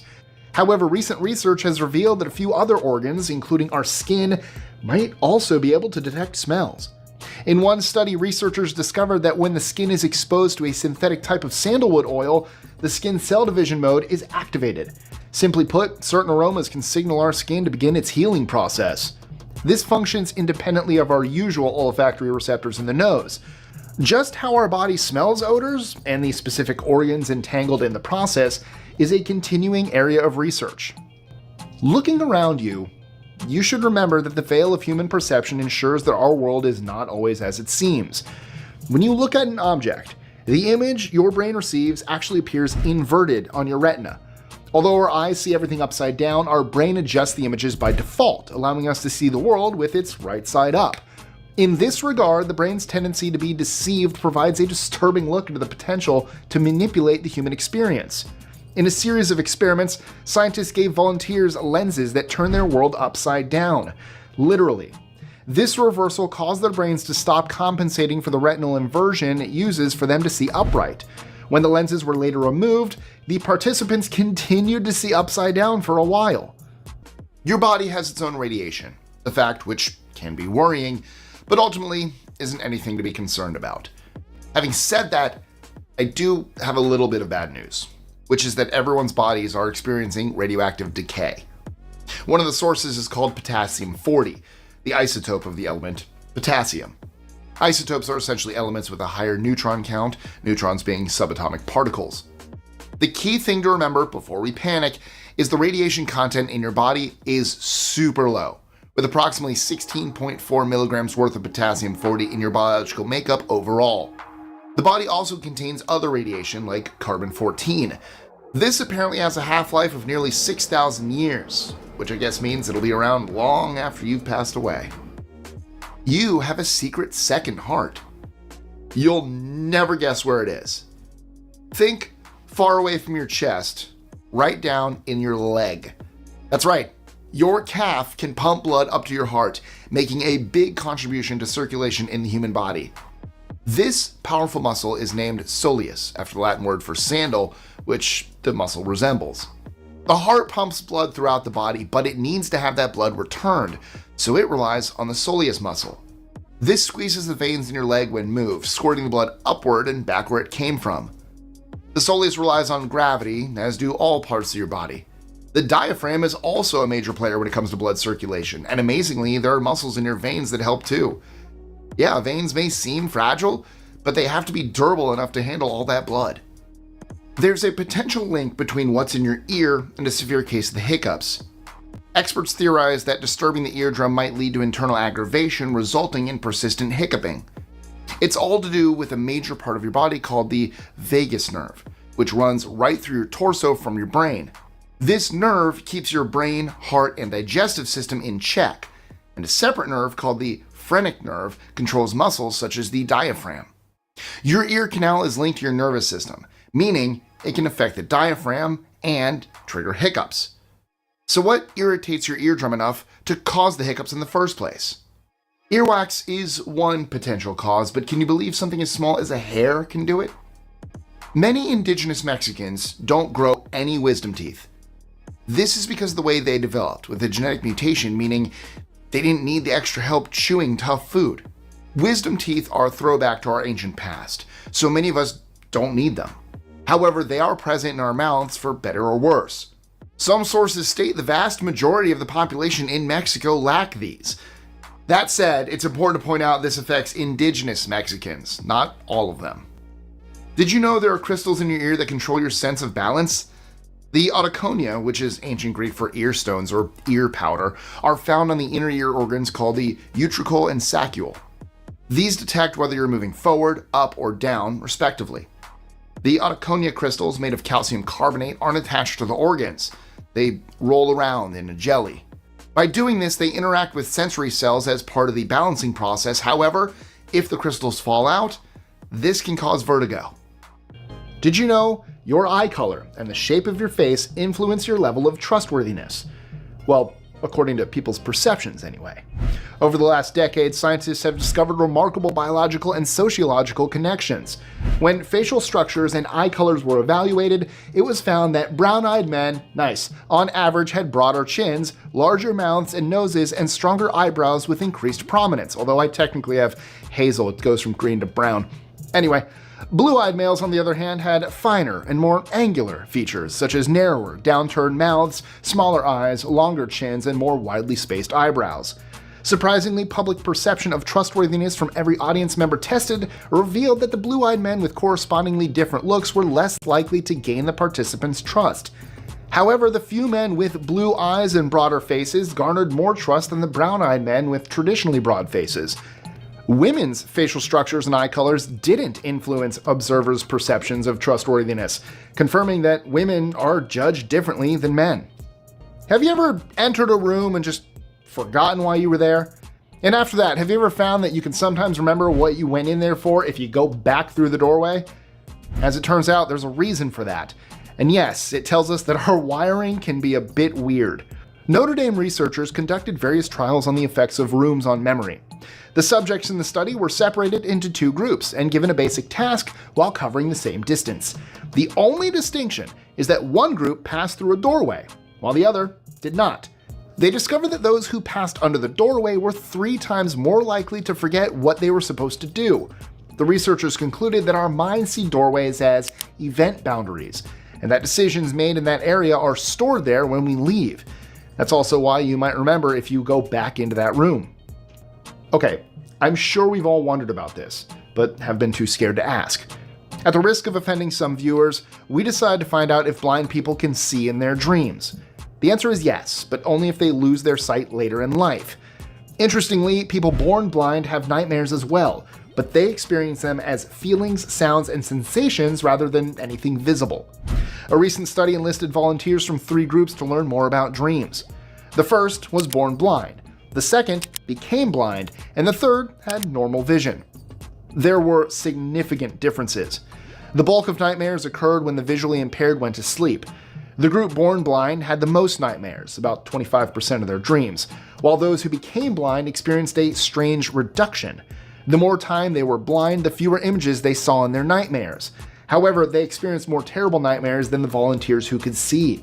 The research backed up the theory that nightmares are related to waking events. After all, when someone has to traverse society in complete darkness, they have a greater awareness of risks and experience heightened feelings of vulnerability.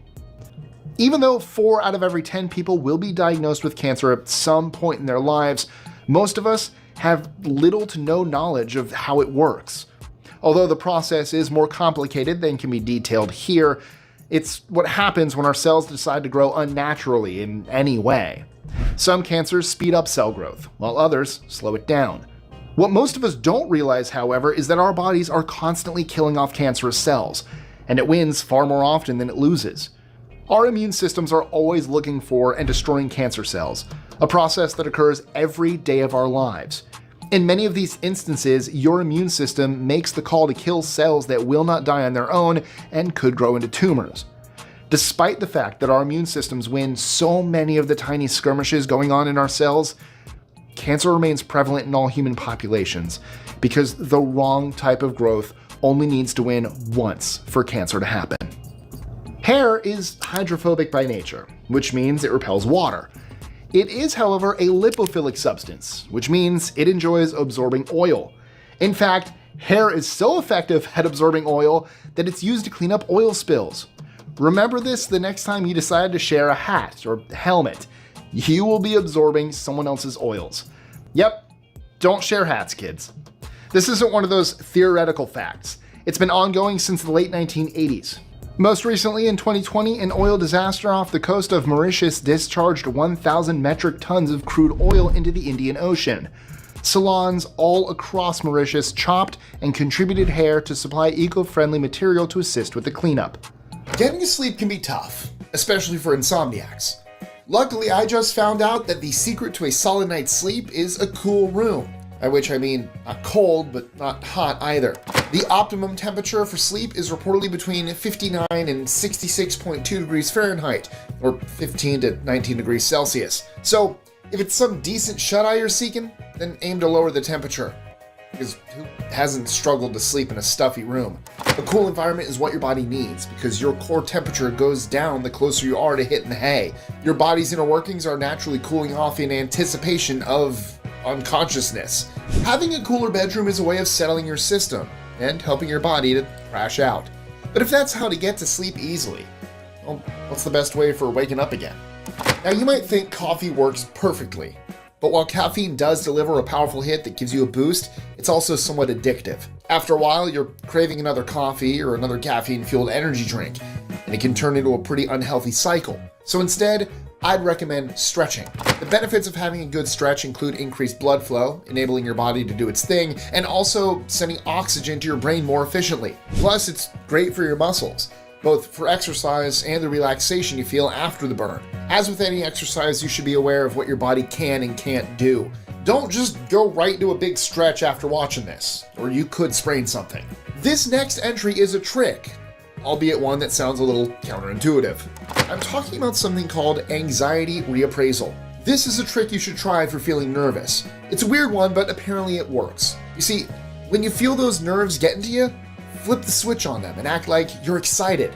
Yes, the object of this is to pretend that you're psyched when really you're worried. This unexpected injection of positivity helps you handle your nervousness. Anxiety reappraisal is possibly the ultimate example of fake it till you make it. But if you get too excited, why not calm down with a cool drink of water?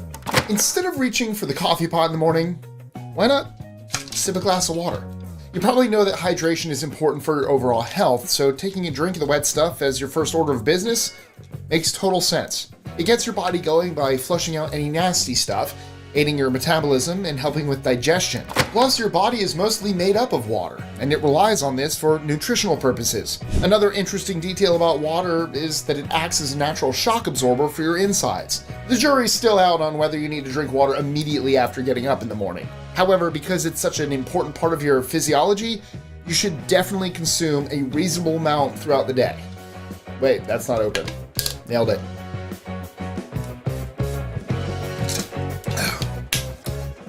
Speaking of water, there's more to being dehydrated than feeling thirsty.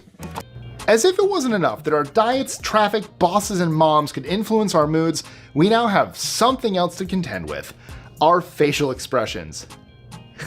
Our faces can express an absurdly wide range of emotions. Of course, not everyone can express themselves completely, but even the most reserved among us can do a lot with our faces. However, we always believe that our facial expressions reflect what's going on in our brains and not the other way around. As it turns out, our facial expressions influence our moods to the point where we can mislead our minds into feeling whatever we want it to. And science has confirmed it. Take, for instance, the study in which they employed Botox to remove frown wrinkles in people suffering from depression. The procedure relieved much of their melancholy, revealing that looking sad could lead to feeling sad. But that's clearly not the only reason, but we're not saying if you have depression, go get Botox and that'll solve everything. I want to put that out there. I've been told I have a very expressive face.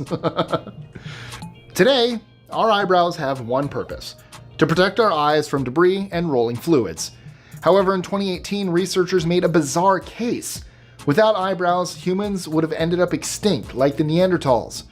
It may sound excessive, but the proof may be in the brow bone. Like certain primates today, Neanderthals and other early hominids possessed prominent bone ridges above the eyes. According to research, this ridge, missing in humans, serves no purpose other than to appear fierce. Worse, it made it impossible for Neanderthals to raise their eyebrows and look friendlier. That distinction probably saved the human race. Our brows communicate delicate messages of friendliness, sympathy, and compassion. Strangely enough, the fossil record supports this bizarre-sounding theory. The human brow ridge began to decrease around the same time when substantial social links between distant tribes emerged. Being able to raise one's brow to indicate goodwill would have resulted in more allies than enemies, and consequently, more power. Fun fact about me, speaking of weird facts about the human body. I can't open my eyes wide. When I look surprised, all that happens is my eyebrows go up, so... like... my eyes are very narrow, so if I want... I have to like... I can't... I can't do it. There. I think my eyes are open now. That's a bonus mic fact. Hashtag mic facts. Yes, another extremely unsexy fact, but it is 100% true. It's a natural biological reflex that protects your throat, mouth, and teeth. Stomach acid is, of course, extremely acidic, and if it weren't for the stomach lining, it would eat a hole straight through it. Unfortunately, you lack that lining in your throat and mouth. Before you vomit, the extra saliva helps to dilute and rinse out the acid, guaranteeing that it will not harm the rest of your body. Your saliva also helps to neutralize the acid, to some extent. This is also why it's a good idea to rinse your mouth and clean your teeth after vomiting, apart from the totally gross aftertaste, of course. The human eye functions similarly to a camera with a slow shutter. As a result, moving objects might leave streaks in our views. The brain's attempt to shield us from any irritating streaks has led to something scientists call motion-induced blindness. This phenomenon, for the most part, eliminates the lines. However, it also causes stationary objects behind the moving ones to vanish. This remarkable illusion doesn't suggest that our vision has an essential flaw. In fact, as a species, we evolved to notice things that move. Predators and prey needed to be visible to survive, and neither stood still.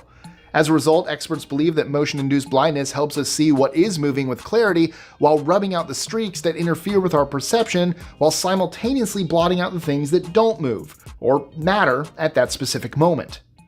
MichaelBach.de, that's almost my name. Well, that's weird. Sorry, you can't see this. This is one of the links that, oh, that's almost my name. I'm Michael Bach. Oh, that was weird to see. Oh, out-of-body experience. There's a good chance you only breathe through one nostril. In fact, it happens in 85% of people. This is fascinating because those people's brains automatically switch between the two nostrils every 3 hours or so, although it can vary depending on the position of the body, illness, or simply individual differences. This is achieved through erectile tissue in your nose, similar to the tissue in our reproductive organs. The erectile tissue in one nostril will gradually grow, eventually blocking most of it, while the tissue in the other will shrink, allowing for more air movement. While this is fascinating in and of itself, it's actually been also discovered that the side from which you breathe has an influence on your body. When you breathe from the right side, for example, your blood glucose levels rise, and you will use more oxygen. Additionally, inhaling via your left nostril increases activity in the right side of your brain, and vice versa. This could help to stimulate your right, creative, or left, logical sides as needed. Did you know that hydration is directly connected to skin elasticity? You can check if you're dehydrated by performing something called the skin turgor test. Turgor is a word meaning tissue or cell rigidity. You do it by finding some skin on the back of your hand or lower arm or your abdomen. What you have to do is give it a pinch, though not very hard. The skin of a healthy, hydrated person should be like tight elastic, as in it reshapes pretty quickly. Of course, you do lose skin elasticity as you get older, so bear that in mind when performing the test. The other one is you can do it with your thumb. That's a good one too. If your thumb takes a little bit to bounce back into shape, so I'm hydrated right now. But if that kind of goes, so this works. I'm so hydrated right now. Damn. Isometric contraction sounds complex, but it's actually pretty simple. It refers to flexing your muscles while standing. And I'm not talking about some big flex here. Isometric exercise focuses on tensing your muscles and stimulating muscle fiber. It's good for your metabolism and circulation. This small yet effective physical activity generates energy, and best of all, burns calories. If you're one of those people who has to sit around all day as part of your job, well then this will help your body stay active. This process isn't seen as a replacement for working out, but it does complement a daily health routine. So, sorry, you'll still have to make yourself sweat in order to lose that spare tire. Now, the key to better body use is in your hands. Here's a fun fact you probably didn't know. Your palms play an important role in your overall body temperature.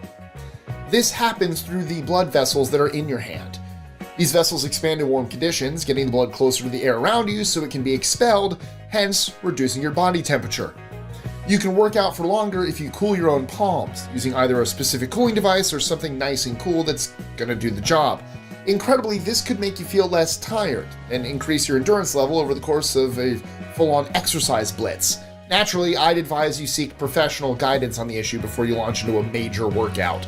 You'll need fuel for your workout, i.e. food, but you shouldn't eat it too quickly. Eating quickly gives you indigestion. However, there are other drawbacks to shoving food down your face. It's possible for you to eat so fast that your body is playing catch up. It takes approximately 20 minutes for your stomach and brain to work out that you've had enough to eat. This slow process leads to you becoming full before you realize it. And in the meantime, you've consumed more food, making yourself even fuller. To avoid clogging up your system, why not slow down? It'll have an amazing result, namely that you'll start to feel full with less food, as well as better digestion. Spend more time tasting and savoring your meals. Trick your body this way, and your waistline will thank you. I've got to put that weight back off. You know what's great after a meal? A delicious mint. If you're trying to avoid snacking, then the smell of peppermint might be beneficial. Why? Research has shown that the scent of something like peppermint oil tricks your system into thinking you've sated your appetite. A study from 2007 showed that people who inhaled peppermint had a lower food intake. How does that work? Well, it's thought that the strong smell acts as a deterrent, with your brain reacting negatively to the idea of high food consumption. Whatever the cause, the results appear to speak for themselves. You'll have a pleasant smell in your nostrils with that trick, but this next one will literally leave a sour taste in your mouth. If you're tasting something bad, a good way of handling that problem is to pop a piece of hard candy in your mouth. By doing this, you're increasing the amount of saliva, which helps clean your mouth naturally, hopefully reduces or eliminates that yucky taste. Another cool thing about candy is you can use it to potentially stop feelings of nausea. You'll need sour candy for this trick, or something with a powerful taste, like lemon, or a savory treat like a pickle. It's believed to work because it contains citric acid, which helps you digest things more effectively. Whether you're experiencing nausea as a one-off thing, or it's a part of a health condition you have, breaking open a bag of candy is a surprising yet effective method to seed off any episodes of vomiting. Now, is your throat itchy? Have you considered scratching your ear? It's totally worth a try, due to the amazing fact that your ear and throat are linked through the vagus nerve. This nerve makes up your parasympathetic nervous system. What is that? Well, it's an important network of nerves in your body that controls things like your heart rate. It also runs from your ear to your throat, so when you scratch at your outer ear, it can stimulate your neck area and ease the symptoms. I imagine that would come in super handy when you're at a location where you need to be quiet. We've all had those moments when we've coughed very loudly during a quiet part of a movie, right? I just recently did when watching episode 3 again. Now, some of these facts and tricks are so unusual, I kind of don't believe them with my own eyes, which is just as well because I feel pretty strained. No matter our age, many of us are still as terrified of needles and injections as we were the first time we went to the doctor. I hate them. I hate needles. Even if the shots don't hurt as much as we imagine they will, the psychological impact of a needle piercing the skin is enormous. Fortunately, there's a simple and practical approach to reduce pain. Just cough. Many studies have discovered that coughing right before getting a shot raises blood pressure, which assists in reducing pain perception, and as a result, makes it hurt less. Any type of diversion can help to alleviate the discomfort of a shot. While coughing raises blood pressure, it also serves as a distractor in and of itself, which may help explain why it works better than, for instance, turning and facing away from the injection. I do that every time. It doesn't work. I will try coughing next time. Earwax has a nasty name, but it's far more disgusting than its name implies. The body creates cerumen to help maintain and safeguard the auditory canal in various ways, including trapping dead skin, killing germs, keeping the skin moist and acidic, and preventing dust and bugs from entering the eardrum. So it's basically something disgusting that prevents even more disgusting things from happening. There are two types of earwax, dry and wet, and the type you produce is determined by genetics. Regardless, its exit from our ears is one of the body's most impressive tricks: migratory cells. In fact, you could place an ink dot on your eardrum and watch it travel over a few weeks, and it would be carried out by the movement of your cells. Albert Einstein spent his entire life trying to persuade everyone that time is relative. Unfortunately, it took us a few years to get the tools to prove it, and the more we studied it, the more we realized that he was 100% correct. Today, we know that our experience of time is linked to our position in space, and that a combination of seemingly unrelated factors influences it. According to scientists, our brain also plays a significant role in how we perceive time and can manipulate it when necessary. That's because our internal clock differs from real time and is controlled by different regions of the brain. For example, are you old enough to have noticed that time goes by much faster as you grow older? That's not your imagination. Your internal clock slows down as you age, making everything that happens outside seem faster. The same principle applies when you're having fun and time just flies by. Your gut's bacteria makeup is its own biome. It does everything from making you desire sweet and salty junk food to influencing your mood. And not to sound flippant about it, but your bacteria outnumber you. It may not be the most comforting to hear, but your body contains a bona fide ecosystem with approximately 10 times more bacterial cells than human cells. While bacterial cells are significantly smaller than a typical human cell, they dominate our makeup in terms of sheer numbers, while also wielding an unsettling influence over your brain. Scientists have recently uncovered just how much our gut health controls our body. This has resulted in groundbreaking surgeries like, warning, this is incredibly gross, fecal transplants, which have bizarrely shown positively promising outcomes for weight loss and hormone balance. Traditional Western models of psychology and physiology view the brain as the center of the human intellect, where thoughts are produced and memories are preserved. Nevertheless, numerous reports from organ donation recipients claiming personality changes have spurred interest in scientists who believe unfamiliar memories and thoughts may be the result of a cell memory-based consciousness. Cases of culinary preferences and even sexual orientation switching have been reported. In one particularly frightening case, the recipient of a heart from a murder victim led investigators to the murderer. It's unknown if these changes are solely stress-related or if something more mysterious occurs when the body parts are merged with new bodies. Finally, a sexy fact. Here at List 25, we aim to please people. If you listen carefully in a soundproof room at midnight each night, you will hear your own hair growing. I'm just kidding, that is a complete lie. However, your hair is the second fastest growing tissue in your body after bone marrow, because your blood cells are more important than your hair. It's not an unusual or a sexy fact, I know, but this one is. If you want a long, luscious beard, you should have more sex. And that is a fact. When you anticipate sex, essentially when you generate more testosterone, your hair follicles get the word that it's time to work harder. I know, please, no jokes. So while you're having fun, your beard is growing faster than ever. Before you panic, I'm not saying that sleep is bad for your face, and there isn't any medical evidence to say so. Doctors check things like genetics and lifestyle before pillows and mattresses when it comes to asymmetry. Nevertheless, sleeping on your face could potentially alter your skin elasticity and other stuff that contributes to symmetrical features. There's no getting away from the fact that our faces can look pretty crumpled when we get up in the morning. Just be grateful the effect is temporary. Unless I guess you're Plastic Man. He can make it stay like that for a long time. A so-called super taster is someone with excess taste buds, and they're a great help in food production and to the industry in general. It's a talent for sure, but is it a good thing or a bad thing to have enhanced sense of taste? Ask a beer lover. They might not enjoy the taste due to the bitterness of the compounds which comes from boiling hops. The bitter taste becomes unbearable for these flavor experts, as do similar chemicals found in dark chocolate and black coffee. There are advantages to being a super taster, but that's not one of them. You have receptors on your body that are thermosensitive. In other words, they're sensitive to heat. These TRPV1 receptors are part of specific cells, and you become aware of what they do when you eat anything like spicy peppers, which release the compound capsaicin. Your body is kind of fooled into feeling a burning sensation, when really you're coping with the spiciness of the meal.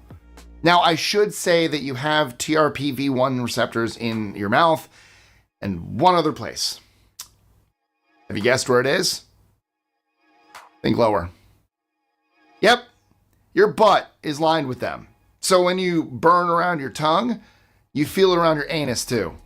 If you feel little to no burning, then you've either got fewer receptors or you ate so much spice that they don't work anymore. It turns out we're stripy as a species, sharing this fact with tigers and zebras. But what do you mean we have stripes? I've never seen them. Well, there's a reason for that. It's because they're pretty much invisible.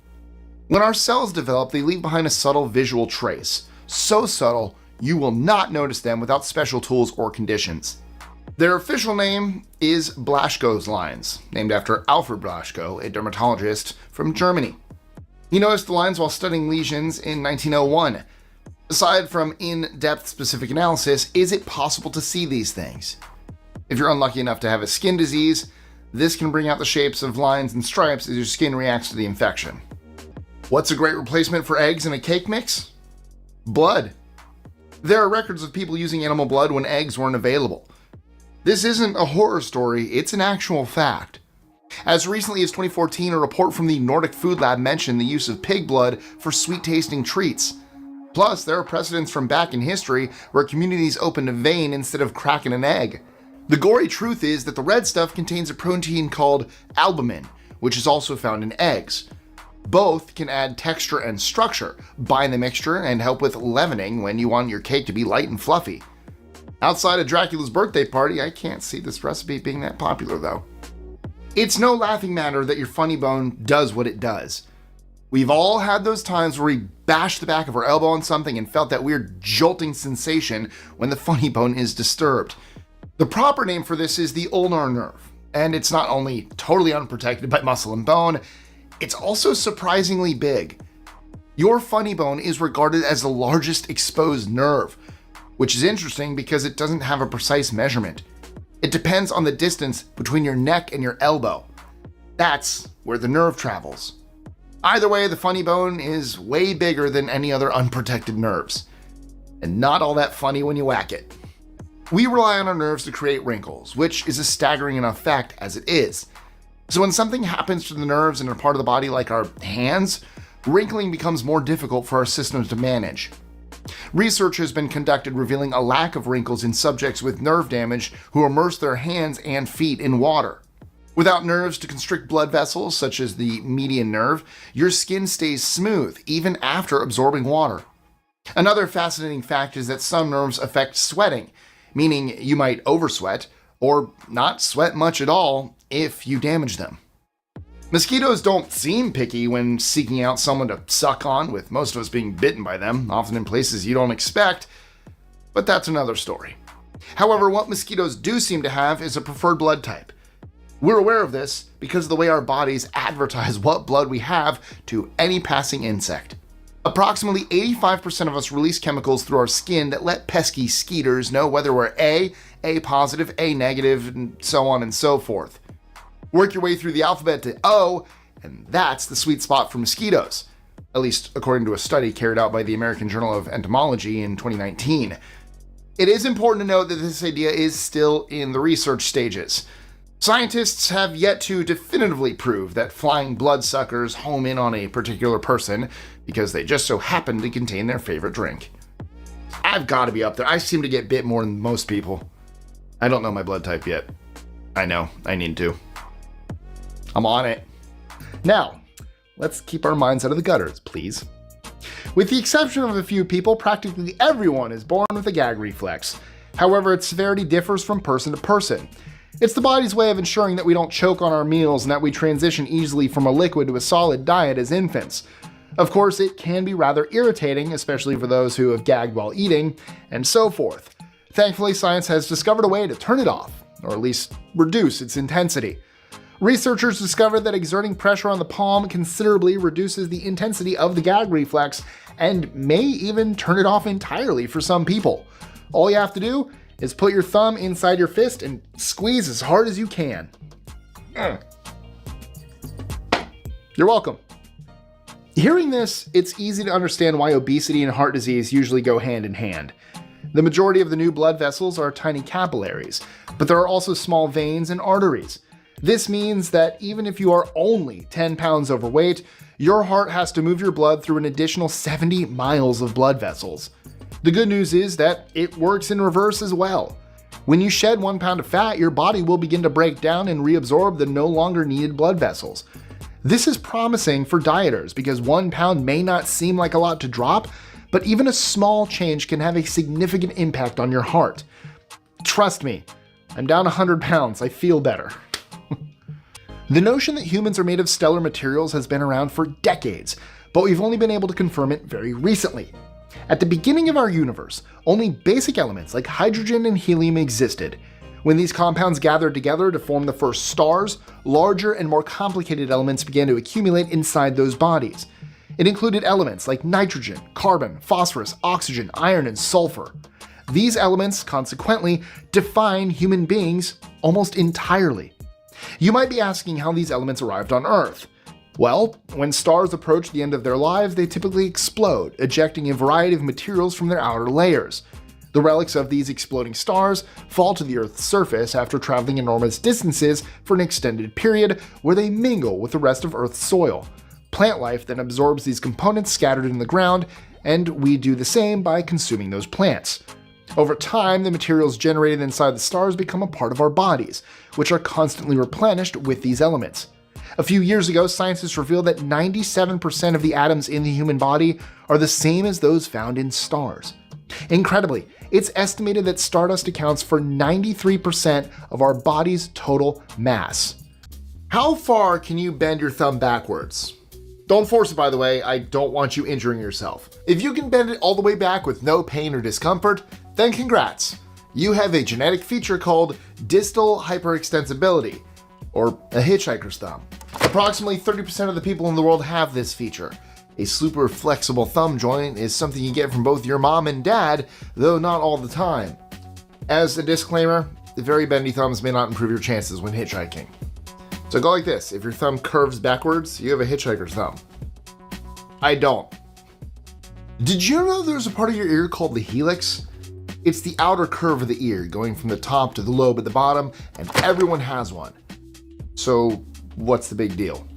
Well, sometimes these helixes look different, with a little bump, and that is down to Darwin's tubercle. Taking its name from the evolution expert Charles Darwin and the word tubercle meaning rounded point, the thick growth doesn't do anything. It's believed to come from the times when people and animals were a little more connected.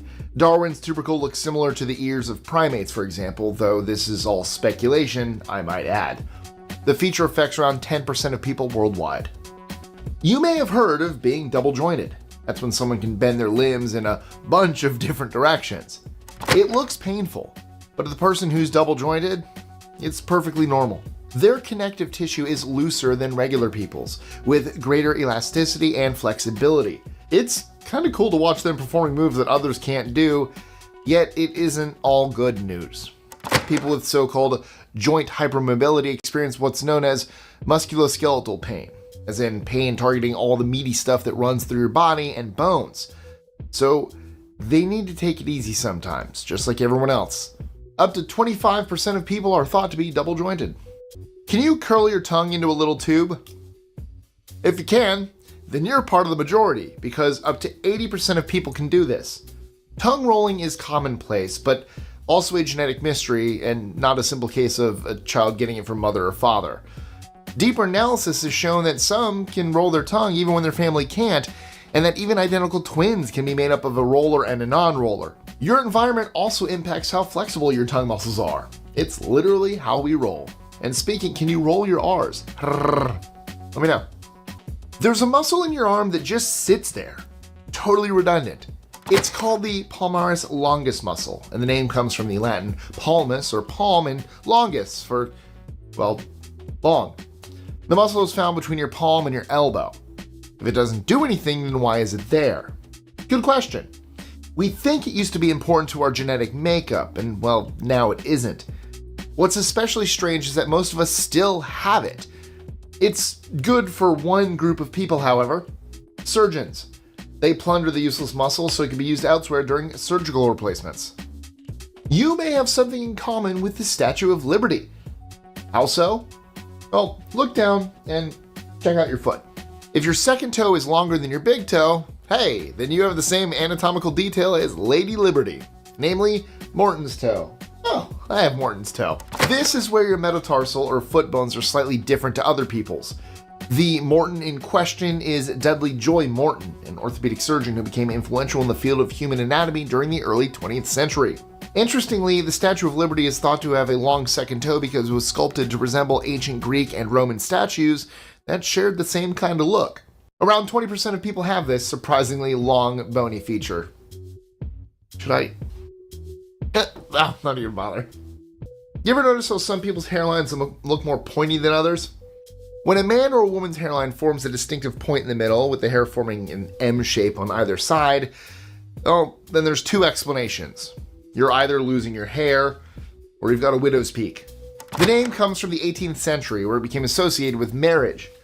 Women with the peak feared losing their husbands. We're more enlightened about widow's peaks today, and we know they're just following the pattern of your hair follicles and nothing more. This feature is widespread and thought to affect as much as 33% of the population. I think I have an inverted one. If I go like this, there's a piece of, it kind of goes up. I've always had this. I think an inverted widow's peak is what I always called it. In 2018, an incredible report was published in Proceedings of the National Academy of Sciences stating our eyes have a strange connection to our eardrums. The team behind the report looked at something called EMREOs, which stands for Eye Movement Related Eardrum Oscillations, or repetitive movements. They worked out that your eyes and ears work together to match up what you're seeing and what you're hearing with a noticeable bulging effect in the eardrum. Your eyes need to move, and your internal muscles push the drums to the left, making them protrude very slightly. Doing fast, concentrated exercises creates a feeling like you have blood in your mouth. This isn't an illusion, though I should say there is no need to be concerned. You're experiencing a natural internal reaction to stress, and what you're tasting are your leaking capillaries, which normally act as channels so oxygen and nutrients can reach your cells. They're also quite fragile, so while they won't break, they will leak, releasing little drops of blood as you put them under stress with high-energy workouts. The taste comes from the iron and lactate molecules in the blood, so you aren't drinking your own blood or anything like that. Your body is designed to respond quickly and effectively to being underwater, and you can demonstrate this without jumping into a pool. The so-called mammalian diving reflex was discovered in the 30s by physiologists Lawrence Irving and Per Fredrik Scholander, who studied other mammals such as seals. You trigger this reflex by putting your face in cold water, the way you do every morning when washing. It's an ancient defense mechanism that slows down your heart and puts pressure on your outer blood vessels, so you have more in your brain and heart. You can live without fingers, but you can't survive without those major organs. The reflex ultimately helps you relax, avoid panic attacks, and store oxygen. Interestingly, the younger you are, the stronger the reflex. What's the deal with cleft chins, or as some people call them, butt chins? Well, the answer is not much. They're a regular part of someone's face, and mocking them is unnecessary. What causes it? It usually means your jawbone doesn't meet perfectly in the middle, or there's a gap between the two jaw sections or mandibular bones. Cleft chins run through a family line, though it can skip generations. Some of the world's most photogenic people have cleft chins, from former Superman Henry Cavill to Hollywood star Sandra Bullock. Having one means you are in good company, and how prevalent it is depends on the country you're born in. I don't have one. I don't have a lot of these. Here's an amazing fact I didn't know before. Apparently, some people's earlobes aren't attached to their ears. If they're not attached, what's going on? The lobe is still part of your ear, but it has a droopy looking appearance, where the bottom of your ear is more like a point. Unattached earlobes are a genetic feature, which were previously thought to have been influenced by dominant genes called alleles, passed down through the family line. However, these days people see the lobes as polygenic, as in they develop through a few genetic influences, not just the ones from your fam. Earlobes that aren't connected to the rest of your ear are the norm for humanity. Oh, with as high as 70% letting their lobes hang free. Oh, I'm the weird one here. Apparently with everything, I'm the weird one. Red-haired people are rarer than you think. Incredibly, only around 2% of people on the planet have this color crop up top. There's a receptor in your body called MC1R. Receptors being a group of cells. We've only known about MC1R since the early 90s, which is incredible given the important role it plays in our development. This receptor is responsible for melanin, as in the stuff which produces coloring in humans. Because MC1R mutates in some people, it results in red hair. So remember, while there appears to be lots of redheads around, they're actually a rare breed. I have it in my beard. I'm so weird, I guess. Oh, crap! Do you know anyone with green eyes? You do. Maybe you have green eyes yourself. Either way, people with this coloring are few and far between. The percentage of people with green eyes across the globe is in single figures. You get the green color through a combination of things. It's partly created thanks to a light-based reaction called the Tyndall effect, where light particles are scattered as they pass through a layer of collagen in your eye. This combines with melanin coloring and lipochrome, which is a yellow pigment. These variations lead to an unmistakable shade, which has been celebrated in books and movies for years. I'm a rare breed. Oh no. Oh, I don't have this next one, I can tell you that. By tensing a muscle in your ear, you can produce a rumbling sound that only you can hear. The rumble comes from the tensor tympani, which usually reduces loud internal noises. Let's say you're eating something super crunchy, in which case the muscle minimizes any crunching and the vibrations from chewing. When you tense this muscle voluntarily, you're putting a dampener on your hearing. So that's why the rumbling happens. You can also experience whooshing, though you may also hear nothing at all because only a small percentage of the population can move their tensor tympani. Sweet, I'm one of them. Yep, I can hear it. Oh, cool. I knew I could hear it. I didn't know it was that rare. Awesome. Let me know in the comments below. Can you do it? How does that even work? Well, your nostrils might be able to smell ozone gas, which is produced when split oxygen molecules are reformed in the atmosphere. The ozone is triggered by electricity in the air, a sure meteorological sign that you're getting a downpour. This supercharged electricity expresses itself as thunder and lightning.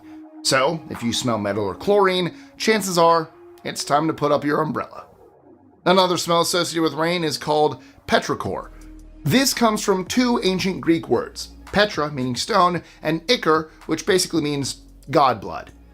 As the rain falls, it hits the soil, activating the compound geosmin from the bacteria down there. What does petrichor smell like? What do you think? It's pretty earthy because it's seeping out from the ground. It's obvious if you think about it. Our nerves are ultra sensitive, but did you know different nerve endings pick up on different sensations? Some don't feel anything without a certain kind of touch, and that's where our next incredible story comes in. There are nerve endings in your body that won't respond to anything other than a soft caress or a gentle stroke from someone's hand. These nerves are your C-tactile afferents, also known as CTs. The word afferent describes how nerve endings transmit outside stimulus to the brain, with CTs registering a touch speed of up to 10 centimeters a second. Yes, you have a kind of internal speedometer for touching, but it won't make you feel anything unless you're experiencing the softest possible contact with a person or object. Heterochromia is where your eyes aren't one color. It has three variations, each resulting in a different effect. There's central heterochromia, meaning there are different colors inside the eye. Partial heterochromia produces sections of color in the eye, and complete heterochromia gives you a left eye and right eye that are total separate colors. The complete version is the rarest, with one study showing that approximately 6 out of every 10,000 people in the US have it. You can be born with the condition or pick it up. Heterochromia also comes from health complications affecting the melanin levels in your eye. What's interesting about freckles is how they react to the sun. Oftentimes, the unusual body features we have don't alter. However, freckles become more visible when exposed to sunlight. This happens because UV light activates your melanocytes, or melanin cells. We have freckles in the first place due to the irregular distribution of melanin pigment in the skin. Plus, we often aren't born freckled. It's something that develops as we grow. With UV light comes a risk of skin cancer. Light skin and freckles often feature together, so make sure you're protected when you go out. Freckles are seen in around 5% of the world's population, and they are associated with red-haired people. You may be aware that a human being can have more than 2 nipples. The extra one is called a supernumerary nipple, and it doesn't really do anything. Come to think of it, male nipples are pretty redundant also. That's the key detail here. There are things on our bodies and inside us as part of our genetic makeup which echo our ancient past as a species. Possibly there was a time when our ancestors had lots of nipples. So this thing has been passed down to us even centuries later. Not all pupils are perfectly round. In fact, some are a whole other shape, resembling a keyhole in a door. These so-called keyhole pupils are formed through a congenital condition called coloboma. Congenital means something that you have from birth. With coloboma, the eye tissue hasn't come together right, leaving gaps. Unfortunately, it does affect your eyesight, though that's kind of down to luck. The condition can be in different parts of the eye, some risky, some not so much, which determines how disruptive the coloboma is going to be. When you're busy growing in your mother's womb, many things need to happen before you make your entrance as a human being, so to speak. It's not uncommon for someone to be born before the process is fully completed, resulting in body features such as webbed toes. Because the skin hasn't separated properly, your toes are molded together. Sometimes the bones themselves are still connected to each other without becoming separate digits. Experts call this syndactyly, and it affects 2,000 to 3,000 people from birth. Simple syndactyly is where the skin is fused, and complex syndactyly is where the fusion is deeper and, well, more complicated. I'm willing to bet that many of you are watching this video with either sore or aching eyes. Maybe they're actually both. Whatever they're doing, you're probably suffering from eye strain. It's a common problem, especially with screen-related digital eye strain affecting 59% of adults in the US. What tricks can you use to overcome these issues? Well, this might be entry number 14, but for now, I want you to focus on the number 20, specifically the 20-20-20 rule. Ease your eye strain by focusing on something that is around 20 feet away for 20 seconds. Do this every 20 minutes to help prevent complications from that pesky strain, like headaches and blurred vision. Sighted people rely on their vision, though you should probably give your poor eyeballs a break sometimes. Applying heat can be highly effective for muscle strains. And guess what? It's just the same when your eye muscles are all swiveled out. You don't need to go crazy and put hot water bottles on your face or anything like that. Relief is just a short distance away in the shape of your hands.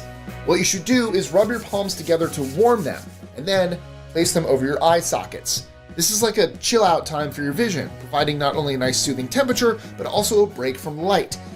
That could be the blue light from the screen you're using, or strong light from a window. You've heard of Eye of the Tiger. Well, how about the sigh of a tiger? What's the first thing you think of when you hear a sigh? Frustration? Satisfaction?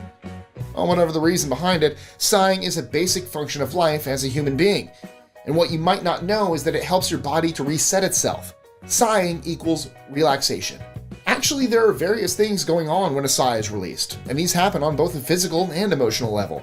Breathing in deep and breathing out long is a good way of letting out tension from your body and your brain. It's also pretty great for your lungs. There are these little things inside them called alveoli, basically air sacs that act as an intermediary between your lungs and your blood supply.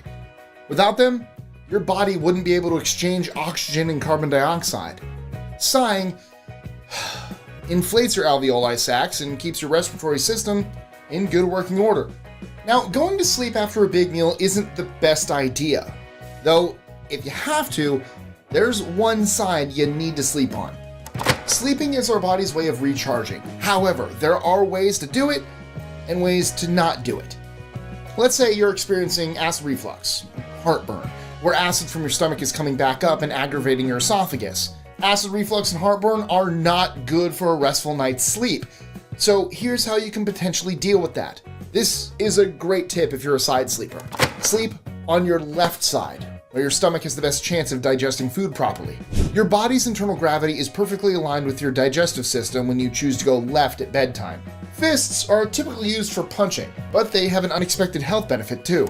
This is gonna sound weird, but it's said to be effective. Research has suggested that balling your hands into fists improves the quality of your memory. Plus, you use different hands to get different results. How does this even work?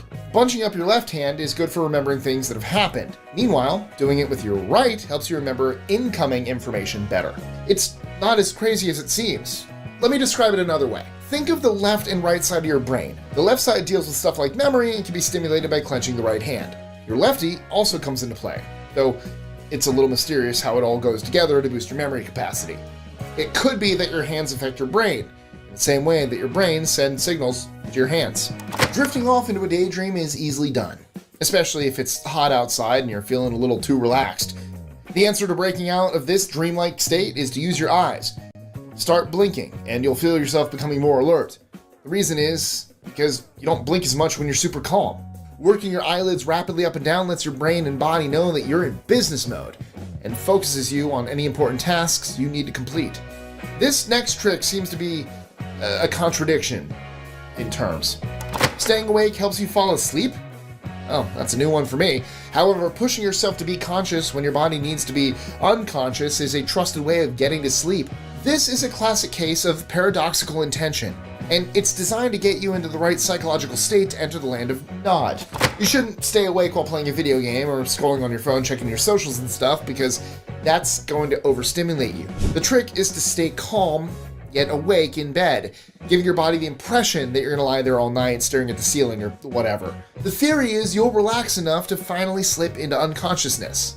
Is having double the amount of eyelashes a good or a bad thing? You should ask someone who has the body feature distichiasis, which is a condition that makes you grow extra lashes. This twofold layer comes out of different places on your eye. A regular person has follicles on the top and bottom of their eyelids, and the lashes grow outwards from there.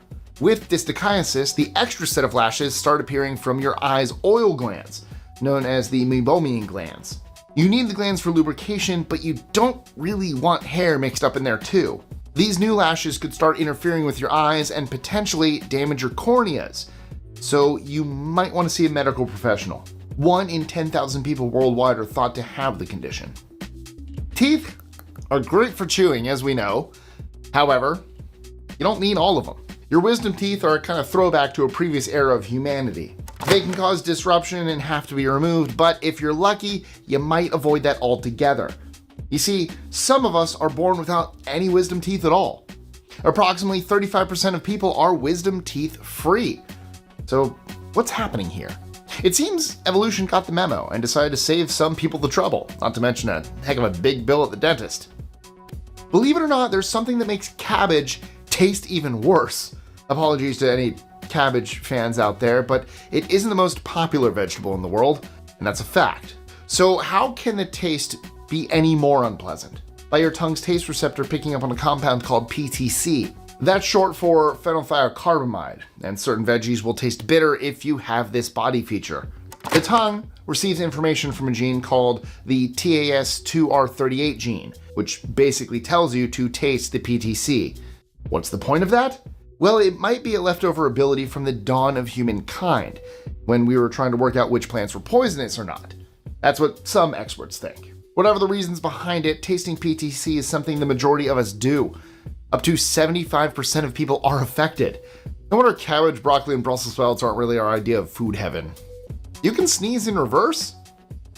It sounds crazy, but this is something your body does to unblock your passages, just like the other kind of sneezing. A reverse sneeze has the same causes as a regular one, being a reflex that responds to an irritant. Dogs are known to do this. My Frenchie Kira and my Chihuahua Bella do that. And we have a similar reaction, giving man's best friend an interesting connection to man. Whether it's a dog or a human being, the effect looks and sounds pretty dramatic. Is it harmful? Experts say that reverse sneezing won't hurt you, though a 500-mile-an-hour blast of wind heading inwards isn't probably doing you any favors either. If your dog starts doing it, they say to close like one nostril, and like that helps. So if your dog starts like that's a terrible impression of it. Don't panic. Look up reverse sneezing, you'll see. What comes before a sleep? A good yawn can lubricate your eyes and stop them from getting fatigued. While we don't automatically associate yawning with tears, opening our mouths and scrunching up our faces has a notable effect on eye comfort by manipulating our tear ducts. Moisture is then released under the eyelid, which helps to contain and push the tears all around the eyeball. We lose a lot of moisture from our eyes by staring at screens, a situation where we tend to blink a whole lot less. In turn, our eyes start to dry out a little. Yawning plays a small role in maintaining eye health, and hopefully prevents eye strain before it has an opportunity to start up. Now, yawning is helpful, but you know what's really effective? Wiggling. Your toes may be small, but they can have an unexpectedly large effect on your muscles. For example, wiggling them, I know these are my fingers, not toes, but you can't see them, helps you to avoid cramps. By stimulating the muscles in your feet, it loosens them up and promotes blood flow through your veins. Interestingly, you develop cramps either by doing too much with your muscles or too little. Toe wiggling is an ideal partial solution, using the smallest parts of your body in a highly productive way. Let's wiggle along to the next fascinating story. What? There's a body feature called mild asymmetry, which many of you out there have probably thought about, even if you didn't know the name of it. This happens when you're looking at yourself in the mirror and notice your limbs don't match up lengthwise. Having one arm appear longer than the other seems like an optical illusion, however, it's definitely a thing that your arms and legs can be asymmetrical. There's nothing in the genetic rulebook saying your limbs have to be equal length. If they're very different lengths, well, that's something else, of course. Mild asymmetry, on the other hand, is perfectly normal. Pretty sure mine are... I think mine are normal. They're the same length. Your hair runs clockwise and counterclockwise? Well, it's time for another mind-blowing fact. Hair may look straight or curly, but we assume it grows out of our heads in a forward direction. Actually, it doesn't. Like a clock, it grows in a whirl, or a circle, and this whirl usually comes out of the crown. What causes this? It could be connected to your hands, according to some studies. Research has shown people who use their left hand either have clockwise or counterclockwise hair whirls, while righties tend to go clockwise, but accommodate a small number of counterclockwise whirls, around 8% in total. Then you have the people with pattern baldness, where the crown is missing. So which direction do they go? That's like the wild, wild west up there. So which direction do they go? It's like the Wild West up there. Ever wonder what that little groove is between your nose and your lips? It's called a philtrum, and it can vary in length.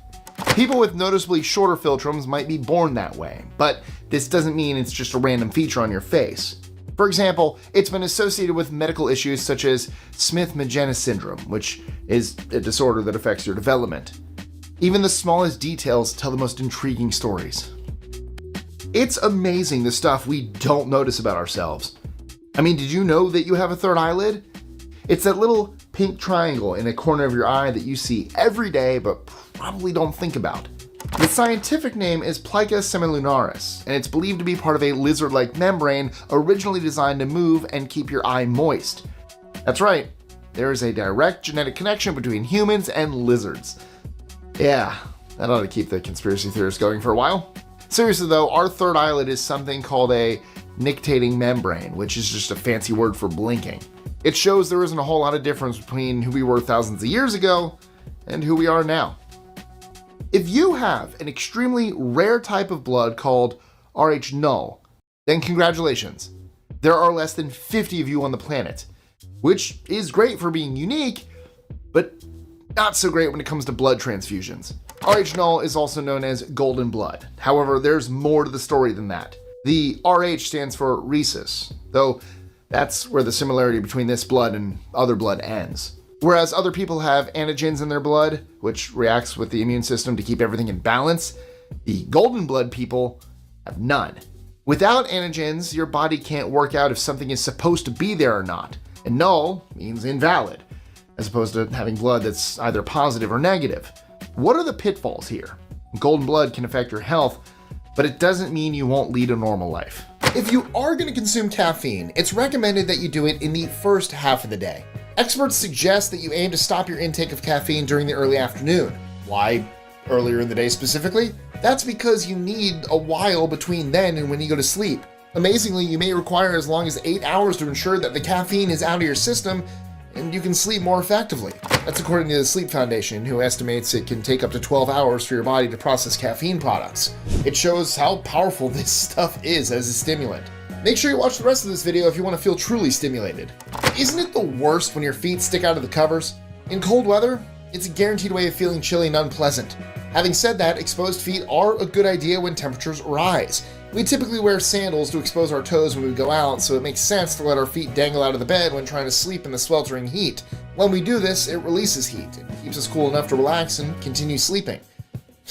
I didn't know that toes were so significant when it comes to core body temperature. Now, your body knows when you're hot, and also what time it is.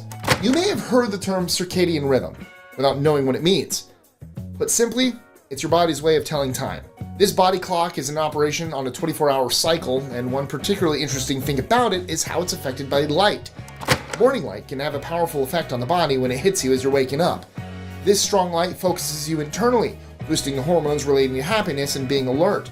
Your circadian rhythm then has a clear idea of the time of day, helping you to start things off right. People who don't access natural light first thing in the morning tend to be sleep deficient and experience problems with their mood. If anything hasn't been clear about this video, then why not just ask yourself? Talking to yourself isn't the first sign of madness, as the old expression goes. In fact, talking out loud can be beneficial, as you're articulating your thought process and not keeping everything locked inside your own head. You can talk to yourself or write down what you want to do.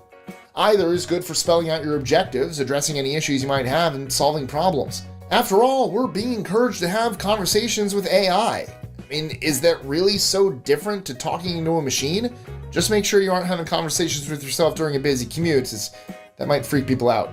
From freaky things that commuters do to surprising tricks you can do with your face. The facial feedback hypothesis is a fascinating theory where you smile to feel happy rather than the other way around. Should you feel down, the theory states that you can make yourself happier by pretending to be in a positive mood. It turns out your face muscles have some degree of control over your feelings, with the act of smiling sending messages to your brain. You'll then trigger positivity hormones like dopamine and serotonin. Dopamine is what your body associates with rewards, and serotonin regulates your mood. To put it another way, the simple act of smiling releases a bunch of good stuff into your system. I should stress that this is a theory, but the very idea of it should hopefully make you smile. So, what other weird facts about the body do you know? Let us know in the comments below. And if you enjoyed this list, you'll love 25 awesome body hacks life is trying to hide from you. Also, don't forget to like, share, comment, subscribe, hit that notification bell, and check out our social medias, including my personal ones. Links in the description. Thanks so much for watching. I love you all, and as always, I'll see you next time. You wake up with a quiet certainty. You're you. You're in your body. You're seeing the world as it is. But that certainty is built moment by moment inside your brain. You're not observing reality. You're creating it. Disrupt the rhythm. By dream, by drug, by accident, and the illusion starts to fracture. In the 1980s, scientists used a helmet wired with magnets. No drugs, no suggestions, no prompts. Yet people felt a presence in the room. Some spoke with gods. The brain created someone out of nothing. What system controls your sense of self? Why does it place you behind your eyes? And what happens when your self slips outside the body? Near-death visions, out-of-body experiences, encounters with impossible beings. The illusion of self is stable until it isn't. And when it cracks, what comes through may change how you understand everything. In this episode, we're diving into one of the deepest mysteries of being human, where hard neuroscience touches the mystical, where ancient wisdom meets cutting-edge brain research. And together, we'll explore the system that builds a reality so convincing we almost never stop to question it.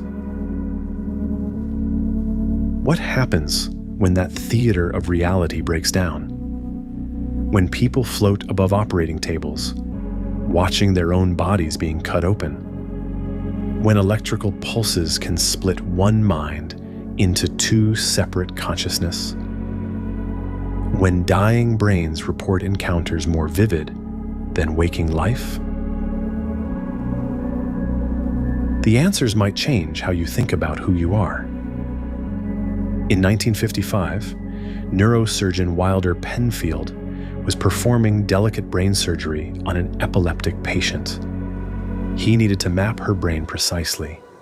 One wrong cut could destroy her ability to speak or move. He touched an electrode to a specific spot in her temporal cortex. The patient suddenly cried out, "There's somebody behind me." There was no one there. The operating room was sterile, controlled, witnesses everywhere. Yet this woman felt an intelligent presence with absolute certainty, more certain than she felt about the doctor surrounding her. Penfield had accidentally discovered something that would haunt neuroscience for decades. How does 3 pounds of neural tissue create the feeling of being someone? Today, we can reproduce Penfield's accident at will. We can make you leave your body, fracture your sense of self, or transport you to impossible worlds. But each discovery only deepens the mystery. In the 1980s, neuroscientist Michael Persinger built something that looked like a joke: a motorcycle helmet fitted with electromagnetic coils. It became known as the God helmet. Participants sat in a sensory deprivation chamber while weak magnetic fields pulsed through their temporal lobes. Many reported profound encounters, the feeling of an invisible presence, waves of terror or bliss, even conversations with what they believed were divine beings. Persinger had stumbled onto something crucial. The temporal lobes not only process memory and emotion, they maintain the boundary between self and other. Disrupt their electrical rhythms, and that boundary can dissolve. The brain, sensing something is wrong, creates an explanation. Someone else must be here. But not all brains are built the same. Some people have temporal lobes that fire more readily, neural networks more sensitive to electrical interference. These are often the same individuals who report spontaneous mystical experiences, who sense presences in empty rooms, who feel the approach of thunderstorms in their bones. Your personal history matters too. If you've been taught to interpret unusual sensations as spiritual encounters, your brain has learned different pathways for making sense of the inexplicable.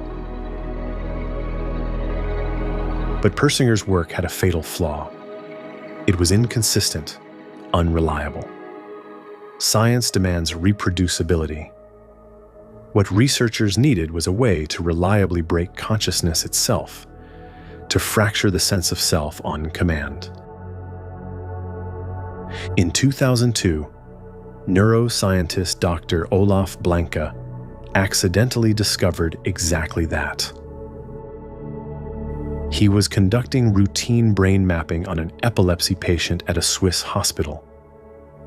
He inserted an electrode into her temporoparietal junction, a region where the temporal and parietal lobes meet.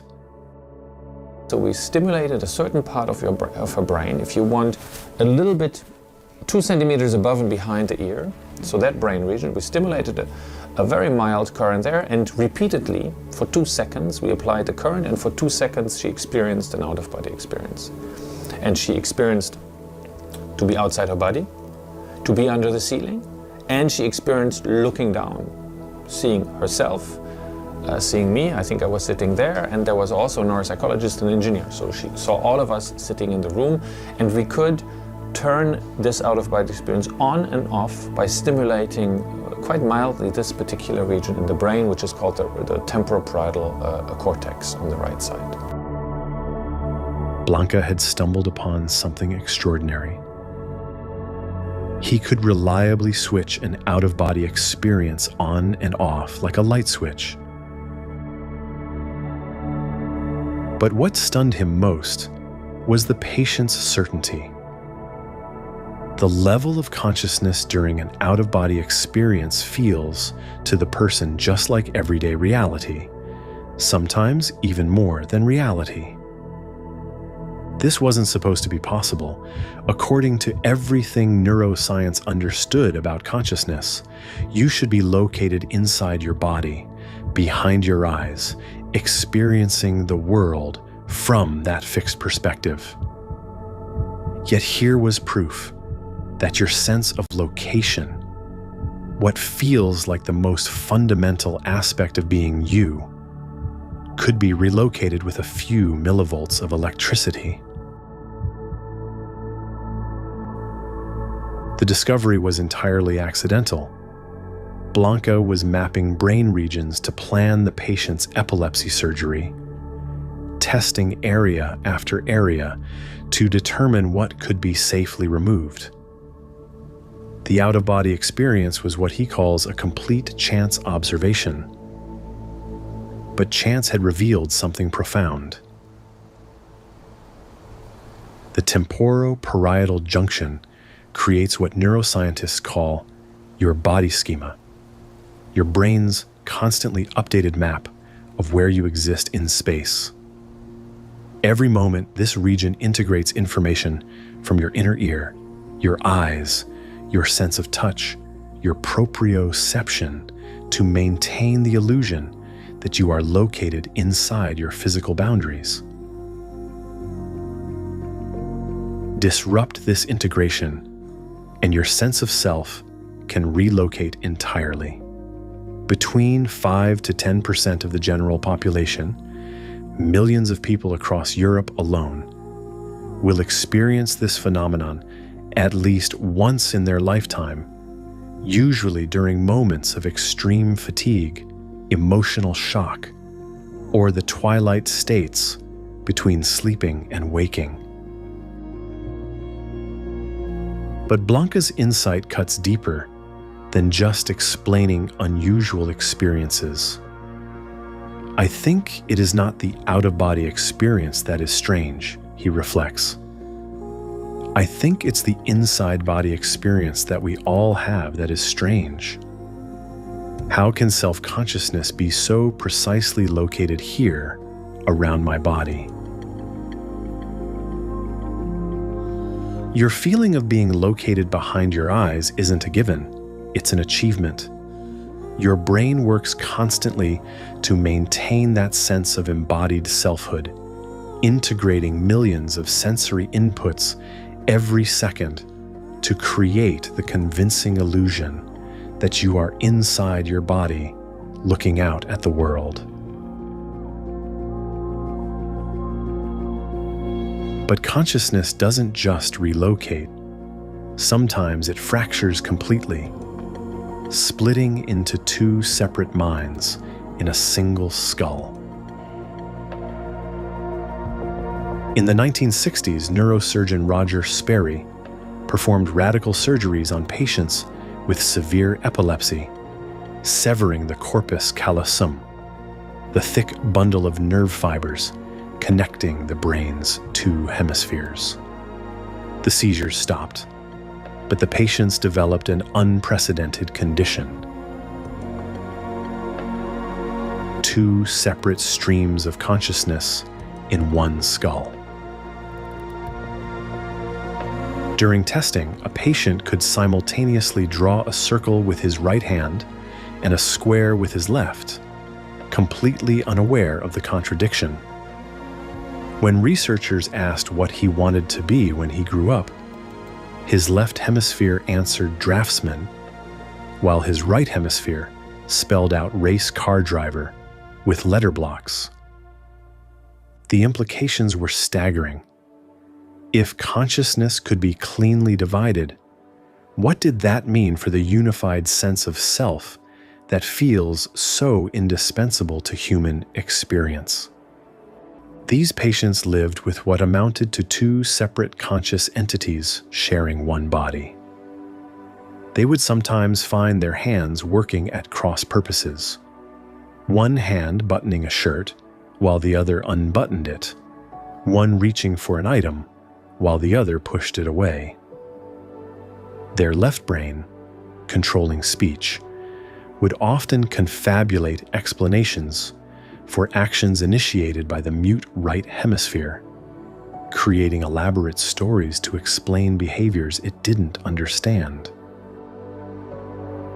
If consciousness can divide, multiply, and relocate with such apparent ease, what happens when it encounters something that completely rewrites the rules of reality? N-dimethyltryptamine, DMT, is different from every other consciousness-altering substance. A single inhalation can launch people into fully formed worlds inhabited by entities that seem intelligent and alive. What makes it even stranger is that your own body produces it. The same enzymes that build serotonin also generate traces of DMT. Evolution has left us with the machinery for manufacturing visions. In the 1990s, Rick Strassman at the University of New Mexico conducted the first controlled DMT studies. Volunteers spoke of being propelled into alien realms, meeting crystalline beings, communicating through color and geometry. The consistency of the visions is striking. The machine elves described in the studies appear in reports across cultures and continents. What's happening here? Brain imaging shows that psychedelics don't simply increase activity, they reorganize it entirely. Robin Carhart Harris, a British psychopharmacologist, found that DMT quiets the default mode network, the system that maintains your sense of being a separate self. At the same time, brain regions that normally stay isolated begin cross-talking. Visual areas merge with auditory ones, memory links to emotion, logic dissolves into sensation. The brain explores configurations usually locked away. The chemistry offers clues. DMT floods serotonin 2A receptors in regions that filter perception. These receptors normally screen out excess information, keeping you tuned to survival. When overwhelmed by DMT, those filters collapse. Consciousness may not be hallucinating. It may be opening to streams of information usually kept outside awareness. In 2021, Danny Goler, an independent researcher, filmmaker, and self-proclaimed explorer of altered states of consciousness, asked DMT participants to view a laser interference pattern. Independently, several described identical scrolling symbols, what they called the source code of reality. If these were simple brain inventions, why would multiple people perceive the same novel details? At the edges of life and death, consciousness reveals perhaps its strangest behavior. Near-death experiences show remarkable consistency across cultures, floating above the body, moving through tunnels of light, encountering beings of overwhelming love. The most documented case belongs to Pam Reynolds. In 1991, she underwent a rare procedure called hypothermic cardiac arrest. Surgeons at Barrow Neurological Institute needed to repair an aneurysm deep in her brain, but it was positioned where any conventional surgery would be fatal. The solution was radical: drain all blood from her brain, cool her body to 60 degrees Fahrenheit, and stop her heart completely. For all practical purposes, Pam Reynolds would be dead for the duration of the surgery. Dr. Robert Spetzler led the operation. EEG sensors showed her brain activity flatlined. Her core temperature dropped so low that cellular activity essentially stopped. No blood flowed to her brain. Her eyes were taped shut. Molded speakers covered her ears, playing loud clicks to monitor brain function. She should have experienced nothing. Yet when Pam awakened, she described watching the entire operation from above the surgical table. She accurately recalled the bone saw's unusual appearance. It looked like an electric toothbrush, not the large circular saw she'd expected. She described conversations between surgical staff, specific instruments they used, even the song Hotel California playing in the operating room. Most remarkably, she reported the moment surgeons discovered her femoral artery was too small for the planned procedure. This discovery happened while her brain was completely flatlined, a time when, according to current neuroscience, she should have been incapable of any awareness. Dr. Spetzler, her neurosurgeon, later testified. I don't think that the observations she made were based on what she experienced as she went into the operating room theater. They were just not available to her. For example, the drill and so on, those things are all covered up. They're not visible. They were inside their packages. You really don't begin to open until the patient is completely asleep so that you maintain a sterile environment. Anita Moorjani's case pushes the boundaries further. Dying of lymphoma in a Hong Kong hospital, her organs shutting down one by one, she reported leaving her body and entering a space of infinite love and understanding. In this state, she claimed to receive knowledge that her cancer would completely disappear if she chose to return. Her doctors expected her death within hours. Instead, her tumors began shrinking almost immediately. Within weeks, they had vanished entirely. Her medical team documented the recovery but couldn't explain it. Her cancer had been too advanced, too aggressive for any known treatment to work. Dutch cardiologist Pim van Lommel conducted the largest prospective study of near-death experiences, following 344 cardiac arrest survivors. 18% reported NDES during their clinical death. What struck van Lommel was the consistency. The same tunnels, the same beings of light, the same sense of returning with profound knowledge about existence. But perhaps most intriguing were the verified perceptions. Patients accurately described medical procedures, conversations, even events happening in other rooms while they were clinically dead.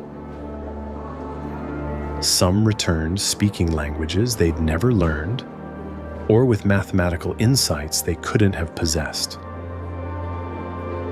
From a materialist neuroscience perspective, these experiences might result from DMT flooding the brain during trauma, temporal lobe seizures, or oxygen deprivation creating vivid hallucinations.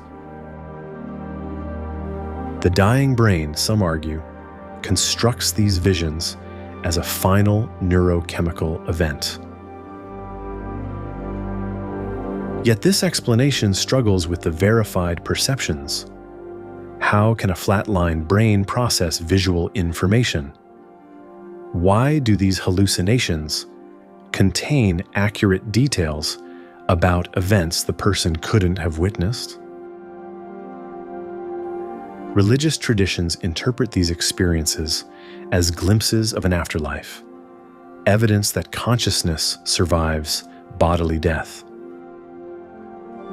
Tibetan Buddhism describes bardos, intermediate states between death and rebirth.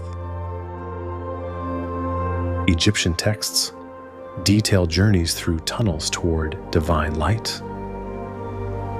These ancient descriptions mirror modern NDE reports with uncanny precision. Perhaps most unsettling is what these experiences suggest about the nature of identity itself. If consciousness can exist when the brain shows no activity, if awareness can expand beyond the physical body, then what we call self might be far more than the neural patterns firing in our skulls. Some researchers propose a radical middle ground. Consciousness might be fundamental to the universe, like gravity or electromagnetism.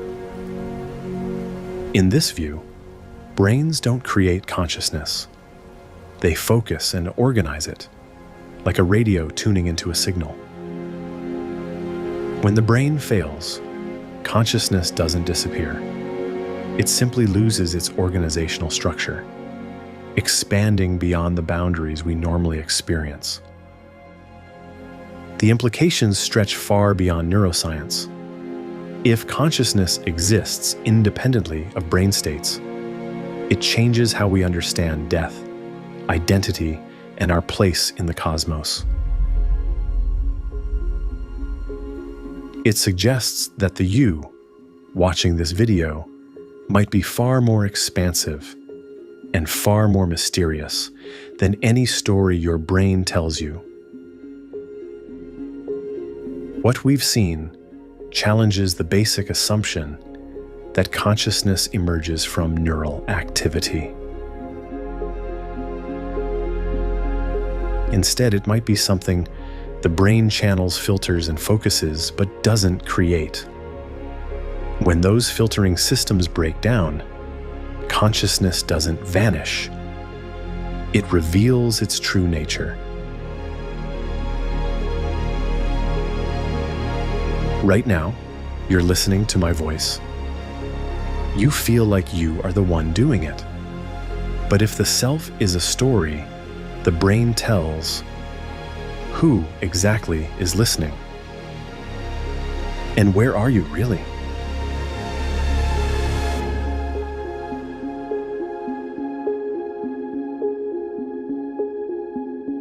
Since you've made it this far, take a few more moments to reflect on the thoughts we've explored in this episode.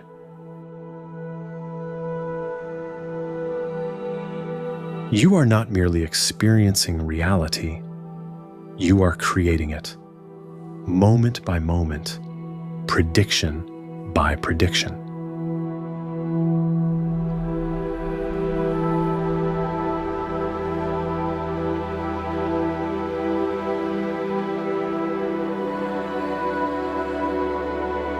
The sense of being behind your eyes is not given, it is earned.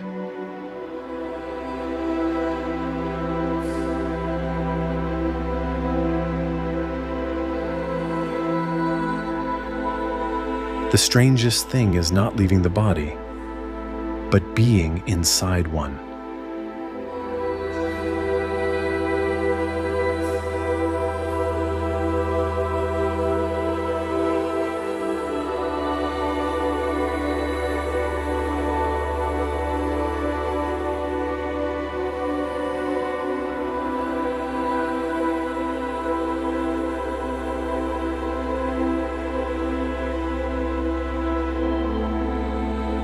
Consciousness may not hallucinate, but open to hidden streams of reality.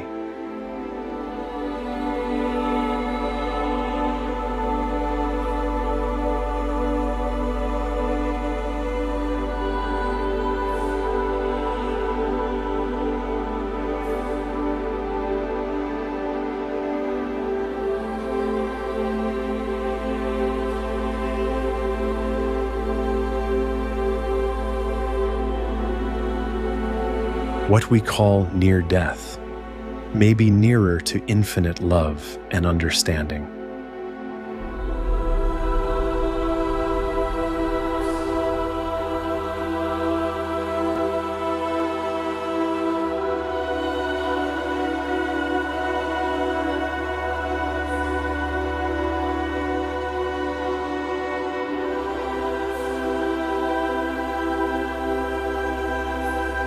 Again and again, the same light, the same tunnels, the same return, with knowledge too vast for words.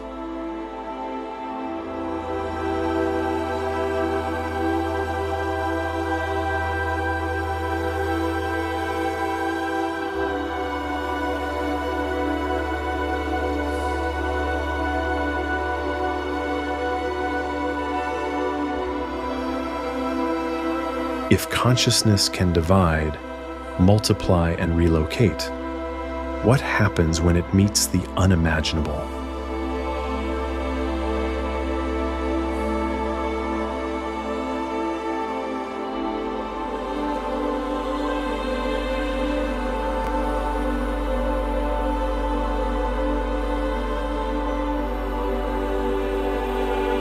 Consciousness may be as fundamental as gravity, woven into the universe itself.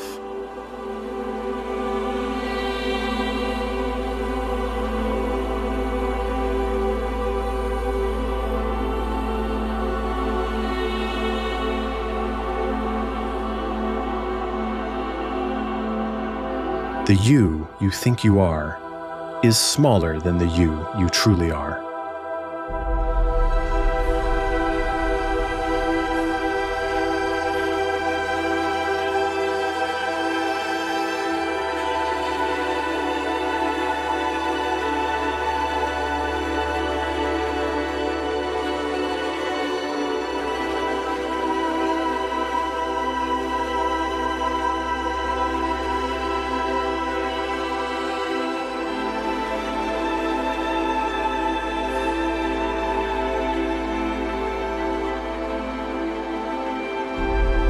Brains do not manufacture awareness, they tune it, like a radio finding a signal.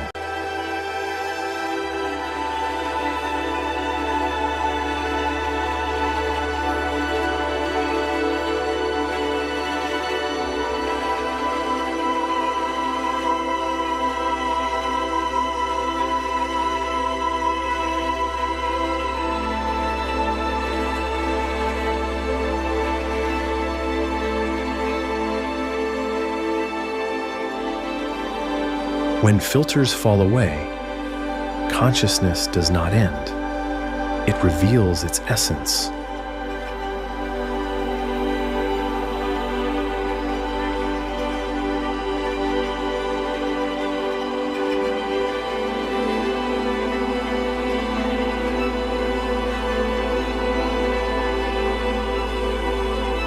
Your brain weaves a convincing illusion of self from countless signals and calls it you.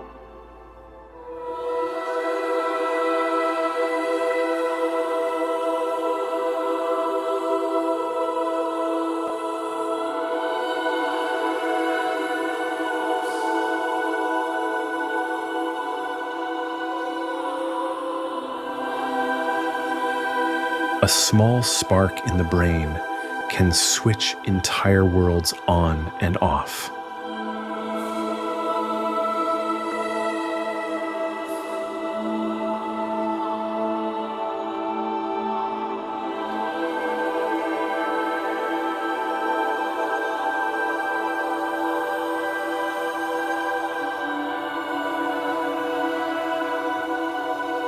Through human consciousness, the universe has evolved a way to look at itself.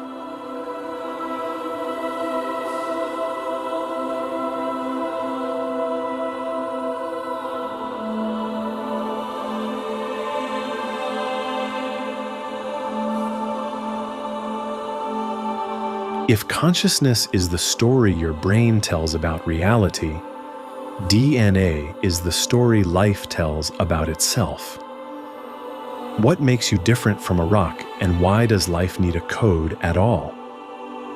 Find out in this video.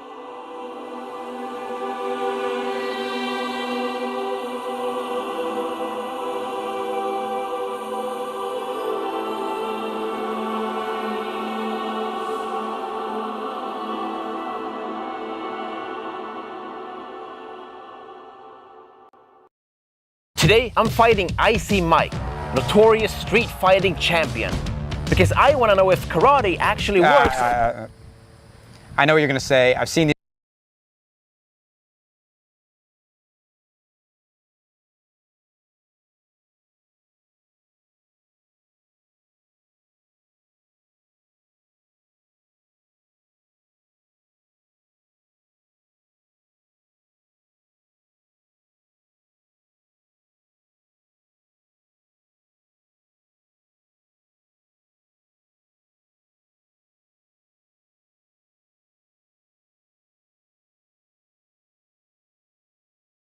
Today, I'm fighting Leo Tamaki, world-famous Aikido master. Because everyone says Aikido doesn't work, but I want to feel it to believe it. So what kind of Aikido do you practice and teach? Survival fight, not a ritual fight. Why don't we see Aikido experts winning MMA fights? It's a ritual fight. It's the same as two deer crossing their antlers. Yeah. The stronger one will reproduce and the other one will go and jog off. But if a deer is attacked by a wolf, he will not confront him and hit him in his head, but on the side, and kill him like this. That he will not do when it's just to see who is the alpha male of the group. MMA is exactly this. You're not allowed to attack the eardrum, the eye, the back of the neck, the knee, this and that. Can we look at some practical example of how your Aikido differs from regular Aikido? When you have circular move, we do our move vertical. You change the axis. Interesting. So, for example, here, so you would have some move where you go like this. So this is very circular, and I'm telling you. And so we use the move here. I see. In this direction. I try never to do any joint locks. So wait. You never do any joint locks? No. So for example here, this is something that very often joint lock. done. Yeah. But wait, so let me guess. Because when I feel the joint lock, I start to resist. Any movement that is dangerous for your body, there will be natural reaction in school, and here, and then. Okay. So this is because your head goes in an angle that's too dangerous, and your body, naturally, even though you are sleeping, correct the angle. If I bring you a joint in an angle that is dangerous, then you will resist. Exactly. Because here, exactly. Locks only works against youngsters who are doing some stupid stuff, shoplifting or things. So you cannot control somebody without doing damage, except if you have very, very high level and the guy is very much a beginner. That is why people who say Aikido is about control people without injuring them are people who are never confronted to violence. So another thing is that very often you do any attack you want. Take distance, Here, I stop nothing. If it's a survival mode, we're in a battlefield, it's not even your fist, it's a knife. Me doing this will stop nothing. I will stab you everywhere. Here you are, here is your attack, and here I am. And this is a bad distance. So either I should be here, so no possible contact, so because Aikido is about refusing the fight. Yes. Or if I'm not able to, I should be in. So your attack should either should be your attack, me, and you.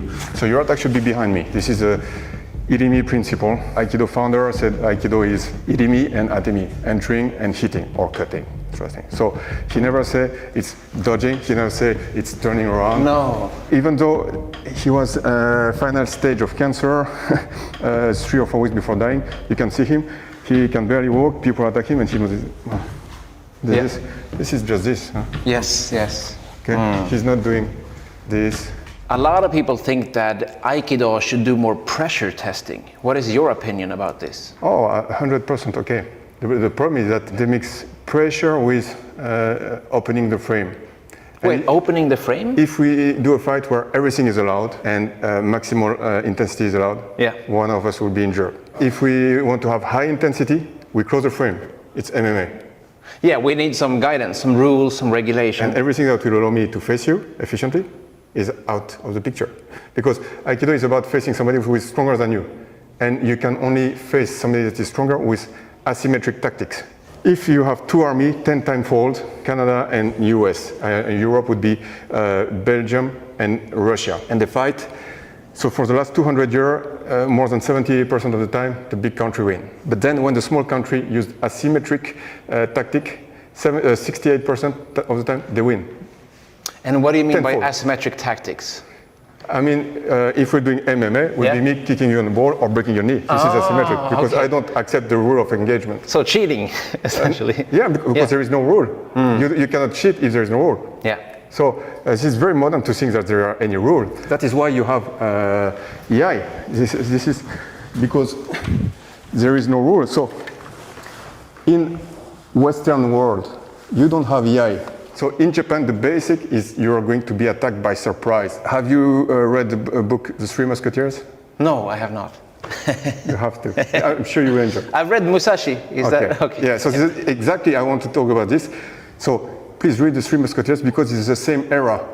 Exactly the same era. But one is in the Western world, one is in Japan. Oh. So the parallel is very interesting. So you see D'Artagnan, and he said to the guy, let's meet tomorrow at 6 with your witness and this and that. Yeah. And if you don't come with your witness, if you're not there at 6, you're ashamed. Yeah. It's finished. But we are noble. We respect rules. We impose rules. Musashi is a warrior.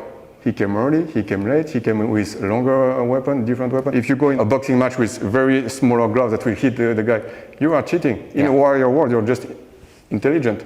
That is why what we called EI is developed in Japan because very few duels, many surprise attacks. So they would train and it would be like this, and here and boom, here. No. They go to, because you attack me by surprise in a corner. So there is no such training in Europe because people would never do this. Interesting. Thinking of cheating is already thinking ritual. Yeah. It's already thinking game, which is good. I like games. Your question was about intensity. This is very important. But if you don't know what I'm going to do, so you do your move. And here I'm doing this very high intensity, then your elbow is destroyed forever. I cannot have open frame, so the more intensity, closer the frame. Yes. So in my school, when we open, we did go 2, maximum 3 different attacks. And then when we do open frame, it's totally open. We bite, we poke the eye, and we kick the ball. Very often we do with a blade. So both have a blade or one has a blade. When I attack you, I should never be like this and do this because I'm already thinking of we are having fun and we are slapping each other. It should be like this. My hand should be here, and when it comes back, should be here, because the guy what he wants is here, here. That's what he wants. When you read the newspaper, you never see somebody was killed having a blade in his head. No. No. Yeah. It's always in the torso. Yeah. You're starting to do this. You're in a ritual fight. You don't even know this. You have to be very precise with the frame where in which you are training for what you are training. I think. If one guy was doing Aikido for MMA, he could have results the same way Machida or some other used karate to have good results. The problem is that the crowds that Aikido attracts are flower-loving people, I don't know, it's like, so, and people who don't want to get punched, who don't want to punch. So then you cannot have the pretension to face somebody who likes to be punched and who likes to punch people. If I put on some protection, could we try some Aikido techniques with a little bit more resistance? Yeah, of course. Okay, let's just see what you could use from Aikido against these attacks that I'm throwing. So I will enter the game. I will not do what we do with the distance, okay? Yeah. So I accept the exchange. And of course, in reality, you would go for the groin, for the eyes, for the throat. I go gentle with you. Okay.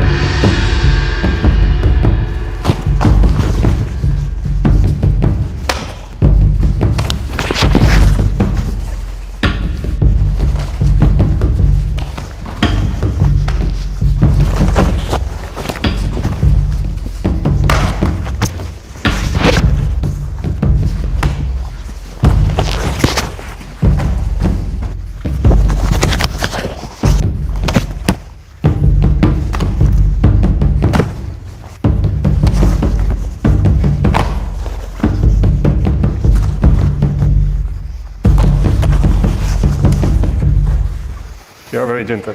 And you were also very gentle, using open hands, slapping. And you will always use open hand. Poke, push. slap, cut. But I was surprised to see that you used some kicks and stuff like that, which you don't normally see in Aikido. The grandson of the founder says that kicking was a specialty of his grandfather. Really? I'm assuming it's a secret tool. For example, so there is some attacks. We are sitting here. Yeah. So you make your attack. Okay. And very often they do this. But first here would be. Oh. As I said, explain about the eye. I was surprised. What is the first attack you learn? It's this.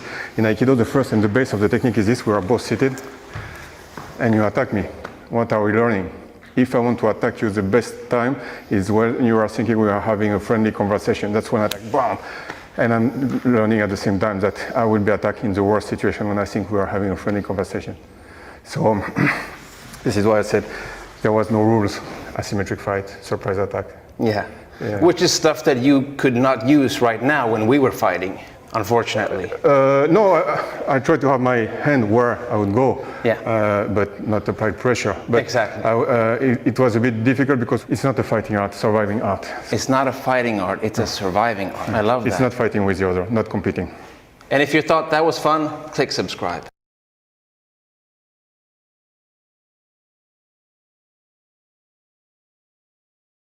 What is your secret? That's Benny Urquidez, also known as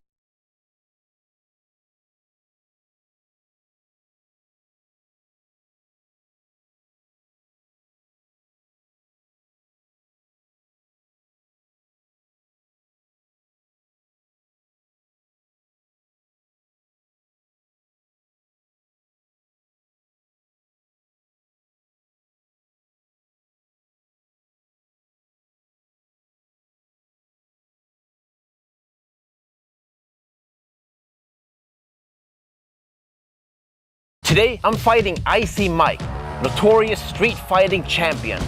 Because I want to know if karate actually works. I know what you're gonna say. I've seen these videos. Does karate work in a street fight? First things first, get out of this. We gotta change. Blend in and look like you belong here. How do I look? That's better. What are we doing? Guns, do you mean? knives, what are you? Fists? You don't carry any weapons? I don't. Do I have to get rid of my stuff? Holy cow. Do you always carry these weapons? Yeah, backup knife. Brass knuckles. Hand sanitizer? Will I get dirty in a street fight?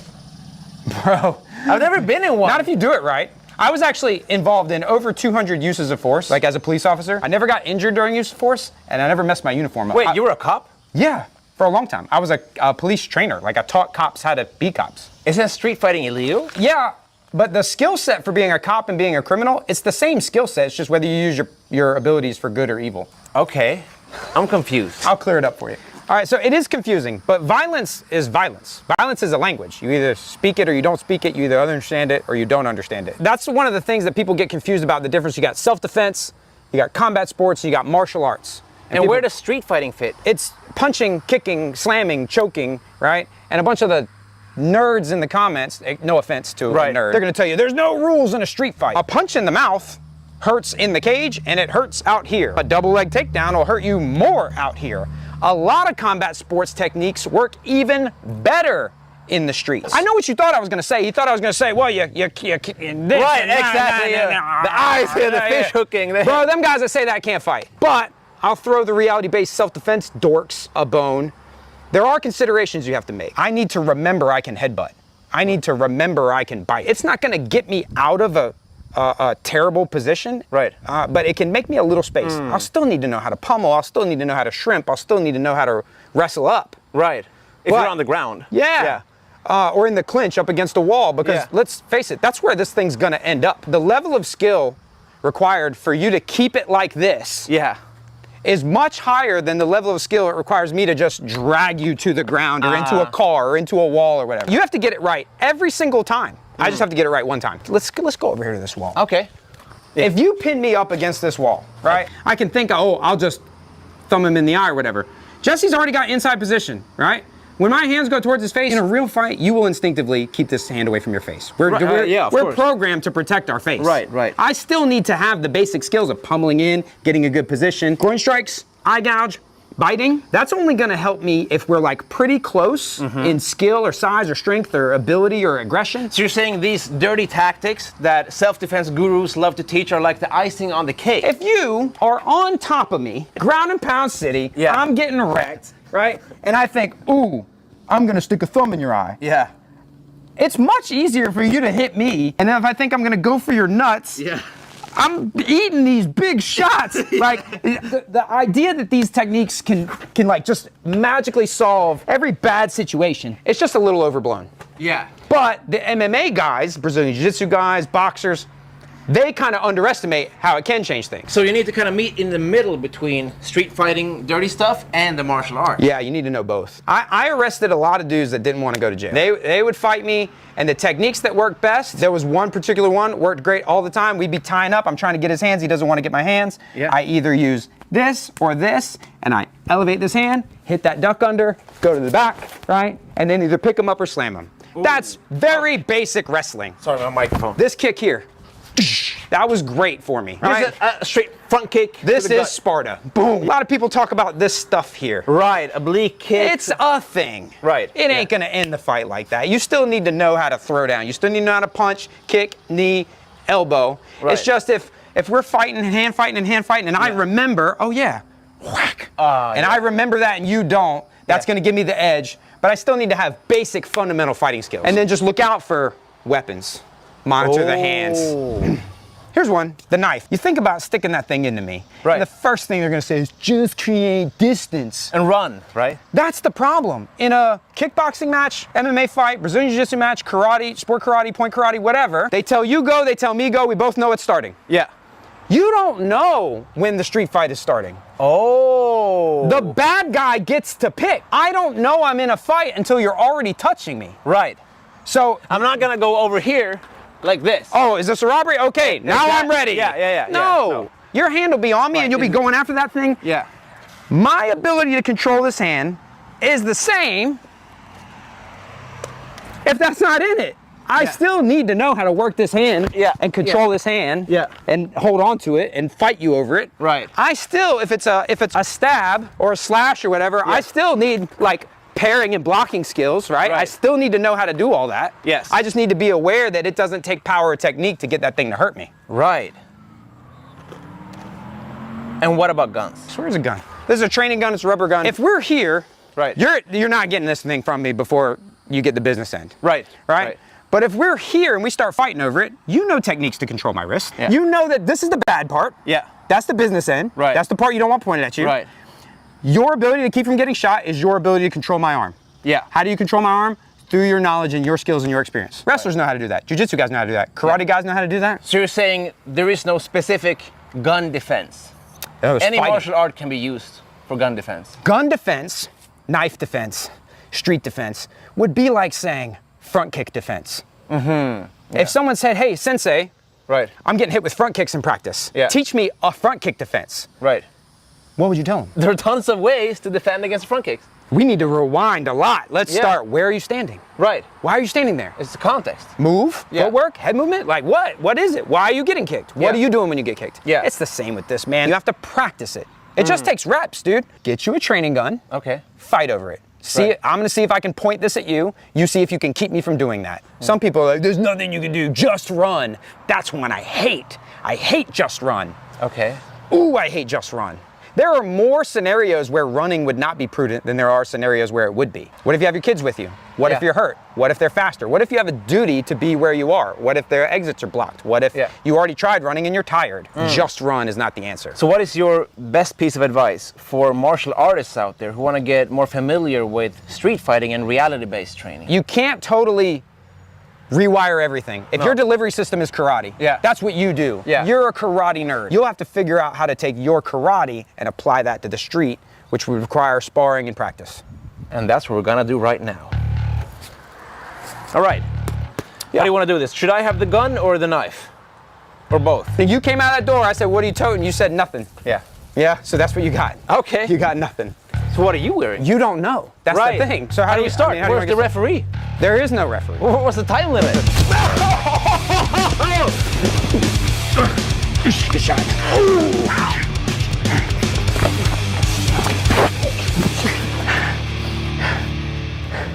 Let's rewind. There's a good teaching moment in here. Okay. This was kind of how we ended up. You had a leg. Yeah, here. You had this. This is brilliant.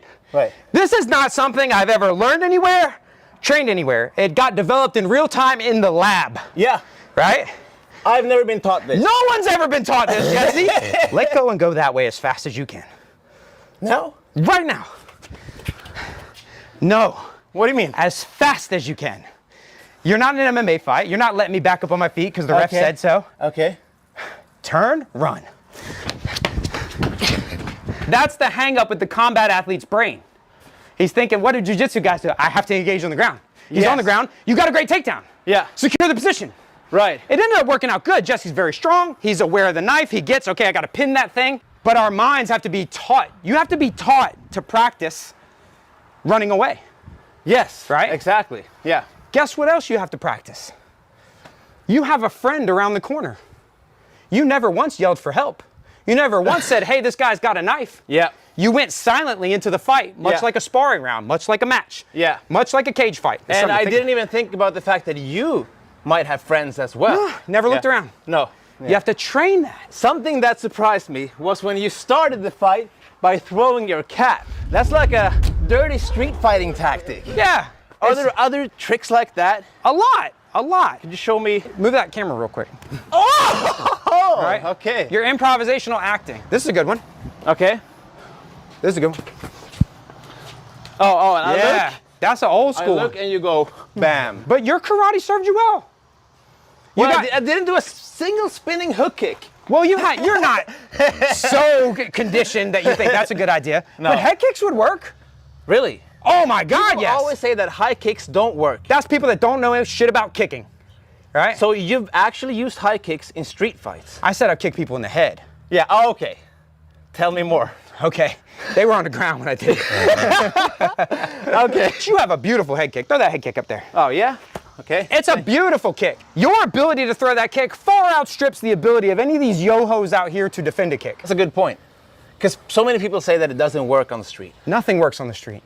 Right. Right? If you had your way, you wouldn't be in a fight on the street unless you're a criminal or a scumbag or it's your job. Are there other tricks that criminals or people on the street would use that most people don't know about? Yeah, I need to get close to you. Right. Okay. And say you're a scumbag, you're a kind of a shifty looking dude, I don't know you, start walking up and ask me questions. Yeah. Hey, get away from me! That's unreasonable. Right. Yeah. That's not any good. Right. So people will make the error of a guy starts fighting and they'll go, hey man. all right, no, I don't really. And they won't be assertive. They can't find that middle ground because they don't want to hurt anyone's feelings. Every assault report I ever wrote, the place I was in was very violent. We were in chases and fights every night. There's a moment in it where the victim knew that something bad was about to happen. Okay. And ignored that instinct, right? We all know when something's up. This guy's giving me the creeps. Yeah. But if we don't have a reason to, we feel like, oh, it's not fair for me to judge. We don't want to be judgmental. Trust your instincts. If it feels weird, it is weird. Yeah. And there's no penalty for being wrong and being too careful. No, true. Right? Something seems weird and you get in your car or you turn and run. Yeah. They'll be like, well, that was weird. That guy just ran away for no reason. So worst case, you will feel rude. Yeah. But best case, you just saved your life. Yes. I got something else I can show you. Okay. Are we leaving? Or? Yeah, we're going to go to my car. Oh, okay. Okay. Yeah. In the vein of like people not wanting to let, like I'm already too close. Okay. There's no amount of reflexes that's going to stop you True. from getting that. Yeah. Or from me grabbing your stuff or whatever. You need to create a little bit of space, but maybe you can't be like maybe I haven't given you enough for you to feel confident that you can hit your whatever pose, whatever you would do. Right. So a couple things we could do is one, you can take what's called an interview stance. It's a tactic police officers use, where as long as you get your hands above your belt and you try to get like 6 feet from me, right? Which is about, hold your hand out. Okay. About that far. Right. It's a little unnatural for a lot of people to have conversations like this. So sometimes people will continue to encroach. Yeah. Doesn't mean it's go time yet. No. There are situations where you can throw the first punch. Yeah. But what we can do to kind of help us is if we move a little bit, and I do this, and then you move a little bit more, and I do this, I'm kind of telling you that I'm not respecting your space. Exactly. And even your posture, you're kind of telling me like, what do you need, dude? Yeah. So you call this an interview stance? Not yet. This is I don't know what to do with my hands. Okay. So I'm going to give you something to do with your hands. Police will often do this. This looks a little too formal for me. I've seen that. Yeah. Right, they stand like that. Oh, that's why. We teach them to keep their hands above their belt. Okay. So that if I go like this, your hands are in place. Exactly. So something that's a little more natural is I do this one. Ah, this one. Yeah, so this sort of looks like something I would do. Yeah. And my hands are in place. Right. If you were to suddenly throw a punch, right, my hands are up. Yeah. If you were to reach out and grab me, right, I have inside position, right? So I'm in that center line, which a wrestler I would love to defend the takedown like this. Of course. Or defend the punch like this. Yeah. But this gets me like close without telling you. Yeah. Another thing you can do is create a little barrier. Just go like this. And now you've put this thing between us. Yeah. And if I want to get you, I have to show you. Exactly. All right, and now it's on. Let's do a little round around the car. I want to show you some cool things about the car. We'll just do an MMA round, all right? Okay. All right, and the haters are going to say, well, this ain't self-defense. It's like we're practicing. Okay. We can't practice everything all the time. Okay. All right, so we're just going to practice a little MMA round. Okay.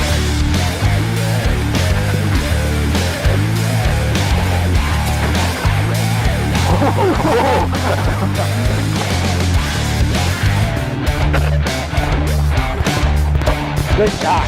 Good shot. Good shot. I think chokes are a little bit better. All right, because I don't have a choice. Yeah. I'm going to sleep. So there's a Japanese saying, you cut my skin, I cut your flesh. You cut my flesh, I cut your bone. You cut my bone, I cut your throat. Yeah. So if I'm in a joint lock, I'll sacrifice that arm to win the fight. A lot of the joint lock stuff, it kind of works because I know I'm in a joint lock. Yes. Remember who you're fighting. Right. He might not know that he's in danger and he's not gonna tap. No, no. I messed up. I've been doing jiu-jitsu for a while. Okay. I was on duty as a police officer. Okay. I was fighting him by myself. He was much bigger than me, like even bigger than you. I had him in the armbar. He didn't know he's in an armbar. No. And I'm telling him to stop fighting or I'm gonna break his arm. He doesn't know that. No. So my choices are break his arm. Or let him go. Or let him go, yeah. And it was a fight. Yes. It wasn't quite to the level of I would have been confident. I didn't feel like I needed to break his arm. He wasn't trying to kill me. He didn't have a weapon that I could see. I just didn't want to break his arm. I'm sure all the badasses would say, oh, it broke his arm. But one thing that you could have took advantage of that I was trying to illustrate, but you were just too powerful for me. Okay. Is in an MMA fight, you pin me against the cage, right? Yeah. Boom, you're not allowed to grab the fence, right? Exactly. So your instinct is to not do that. Yeah. I was holding on to the mirror and holding on to this and making your life miserable, yeah, right? okay. And pull that and push into me. Oh, right? oh, that hurts. Yeah. So now, like normally I want to pummel this over or cross face or whatever. I cannot do that. Yeah. All right? Smart. So we do rounds out here. Yeah, okay. We do MMA wall work. Maybe you would pin me here, but now you can run me into this. Right. You know what I mean? Yeah. Like, but you need practice and reps to do it, which is a combat sport training methodology applied to the street. Because otherwise I wouldn't even think about it. It's not that complicated. No. Use your system, use your methods, add things into it. If it's not working out, figure out why. Yeah. Maybe if you're primarily a striker, Yeah. do a little more time in jiu-jitsu and wrestling. Yeah. If you're primarily a grappler, maybe you need to spend some time with a training knife or a training gun. So if you're a martial artist and you want to add self-defense, don't ever think it. You already probably have some skills and abilities. Just be humble enough to know that you don't know shit about that stuff, right? Right, yeah. You are an expert in your thing, but you're not an expert in all things. So put on that white belt beginner's mind. Yes. And start playing around with it. Yeah. And if you guys enjoyed that, hit subscribe.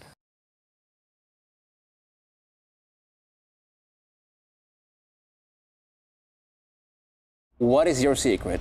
That's Benny Urquidez, also known as the Jet, the man who invented kickboxing and won 200 fights, including 6 world titles in 5 weight classes, and he never lost. But how? To find the answer, I'm visiting him at Team Karate Center to learn the exact fighting system that made him unbeatable. Everybody wants to know what is your secret with 200 wins and 0 losses. I don't count the wins, I don't count the losses. What I do count is the experience. Every time I jump on a scale and my opponent is there to jump on the scale, I'm thankful. If people fight out of anger, they last very little. They're the ones up against the rope, look between their gloves. Back in the days, it was about honor. Without the honor, then there's no respect. And where there's no respect, there's no discipline. I'm a martial artist to this day. Yeah. Still, they say, well, you created kickboxing. Yeah, I say I did, that's a sport. Yeah. But I'm a martial artist first. The first time anybody came with me with an ice pick, I hit him. An ice pick? Yeah, I hit him. Boom, he went down. I figured he's done. He didn't want nothing to do with it. I went to turn, and this guy pulled an ice pick and stuck me in the rear. Oh, he stabbed you. He stabbed me in the rear, and I turned. Yeah. Because when I hit, I turned, he still had it. So I side kicked his face, and he let go of me. Oh. And I couldn't take the ice pick out of my rear.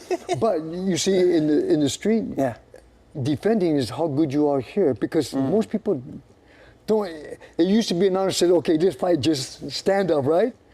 Now everybody's carrying something. Yeah. And you can always tell when they're carrying something because they're reaching, they're covering it. Exactly. There is no honor fight no more.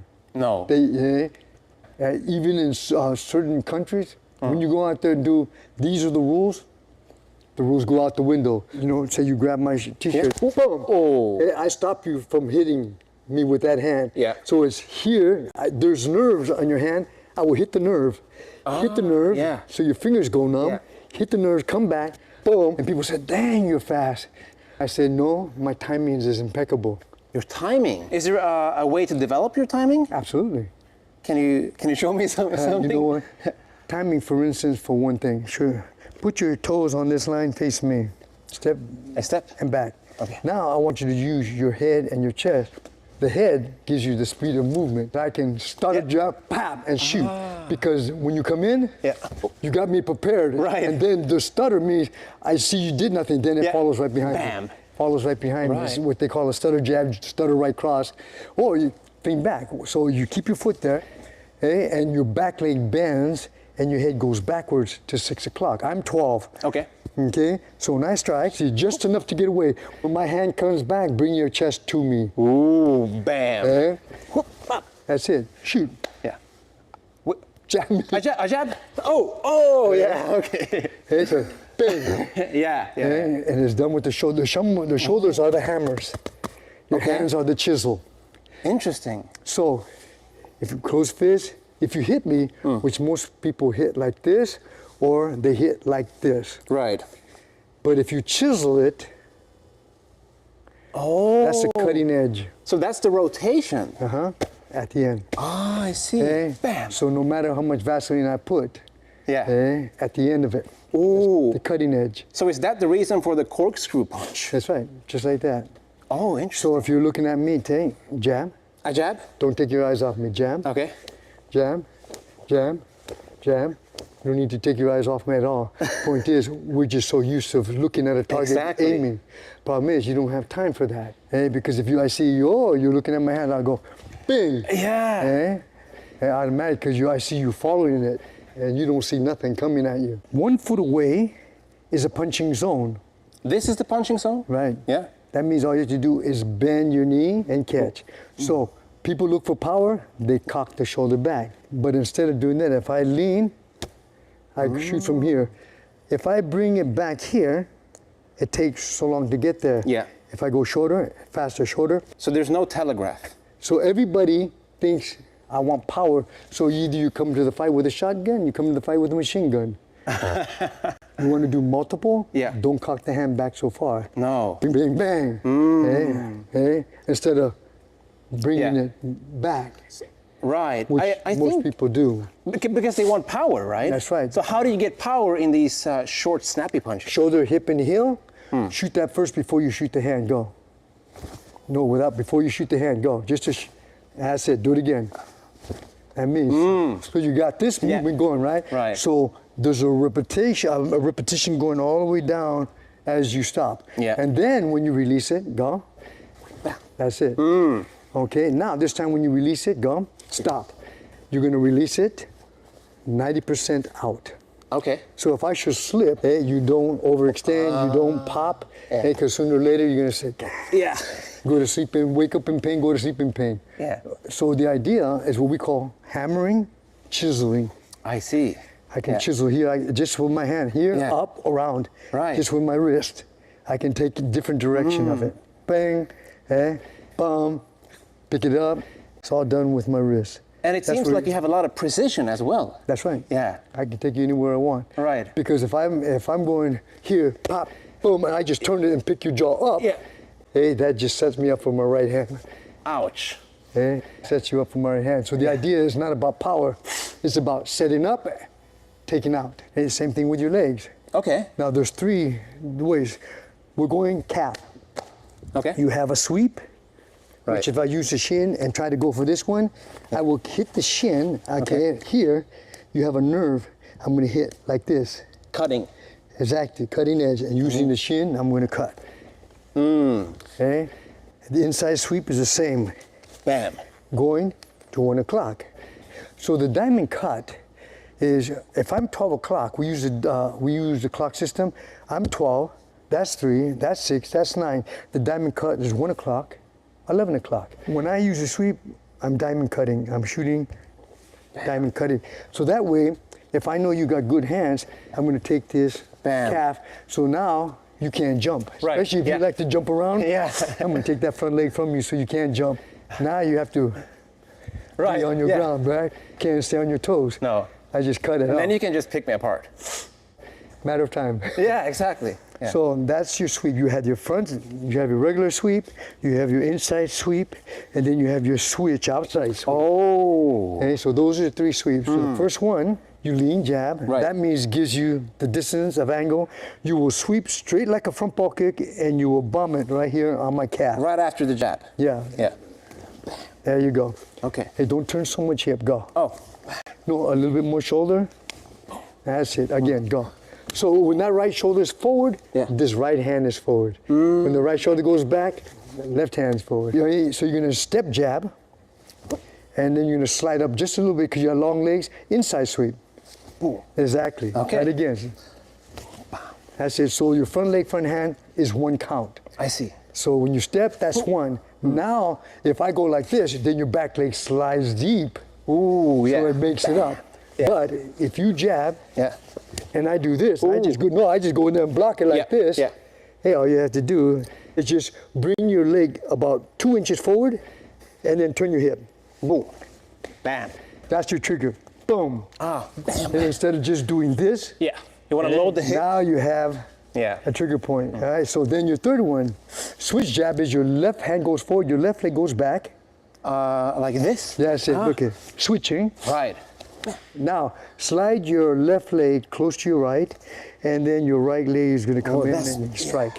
So it looks like this. So switch. That's it, but not so much around. I see. 45-degree angle. So switch.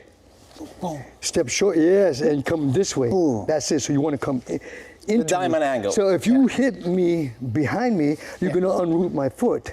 But if you go in an angle, I can't. You just rooted my leg. I can't pick it up. Yeah, yeah. So if I want to be nice, I would go around. Exactly. Yeah, if you're just showing technique. Right. But if you want to stop them, hey, you switch and you go angle exactly. Yeah. All right. So those are your 3 sweeps. That starts from people from dancing. Yeah. Right. I can't wait to use these. Okay. And then now the next step, if I hit, most people will kick. Right. That's slapping. That's slapping. But if I cut your bone, that means... I don't like the sound of that. No. Means 4 inches away from your knee is your first nerve. 4 inches and 45 is your second nerve. 4 inches to 45, so you got a triangle of nerves. If I hit it this way, if I hit it this way. If I want to take this hand from you, I'll take this leg from you. That means you can't put your weight on it to hit me with that. Oh, so you take out my legs to take out my arms. That's it. How are you going to strike me if you can't put your weight on it? Right. You can't put like your this. weight. Yeah, you're going to strike me leaning on your back. That means even if you hit me, you got nothing behind it. So I go here, boom. Okay. And I just shoot it low. That was right on the spot. So if I know that you're picking up your front leg, because I said, okay. Yeah, it starts to hurt. He's bringing up that leg. No matter what, he's bringing up that leg. I said, okay. So my next step is, the bump. Yeah. But once you pick it up, you have no choice but to go back.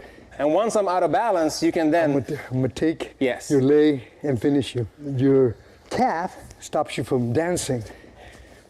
Your thighs stop you from striking because you cannot put the weight unless you're striking me without weight. So the target is calf, thigh, body, head. So now you're in a fighting stance. Now, if I'm going to come, see, everybody does a round kick, they have that elbow in anyway, and they will come in here.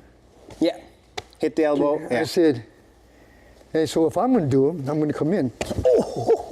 Yeah, come in, boom, round kick. So no matter how tight you are, he's going to come up, and I'm going to get, that's round. Interesting. You say, is that ball kick? No. Ball kick is like this. Yes. Round kick is like this. Like a corkscrew round kick. Exactly what it is. Right? And it's the same thing with my front leg. You're here, tight. I come here. Okay, just like that. They say, that's a side kick. I said, no, that's a round kick. I kicked you with the ball of my foot. Wow. So no matter how tight you are, hey, it goes right through. Yeah. Wow. Straight in. Hey, pretty soon, they don't know how to block it. They're trying to do this, but their hand is away from their face. Yeah. And I do the same round kick to your face. Way harder to block. The only way you can block that is to bob it. If you move back, I'm still hitting. Just like a bow nail, man. It's coming straight at you. Comes up and it turns right at your face. Yeah. Could you just do one on my hand, if you don't mind? Yeah. Boom. Hey, like that. Boop. Hey, just come up. Bang. Hey, heel thrust is the same thing. Come straight up. Ooh. Put my heel between and put my heel.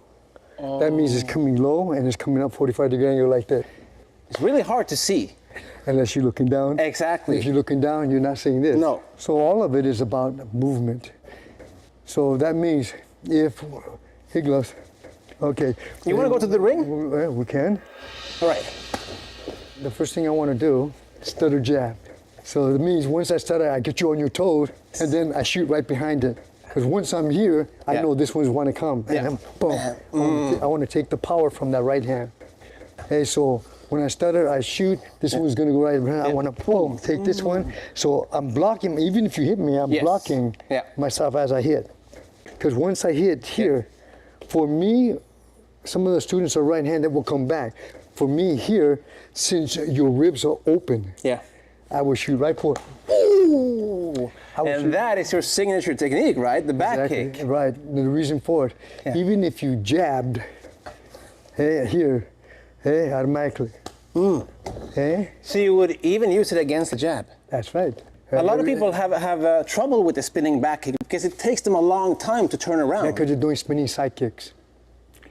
Can you explain? Yeah. Okay. Watch. I'm going like this. Watch my knee.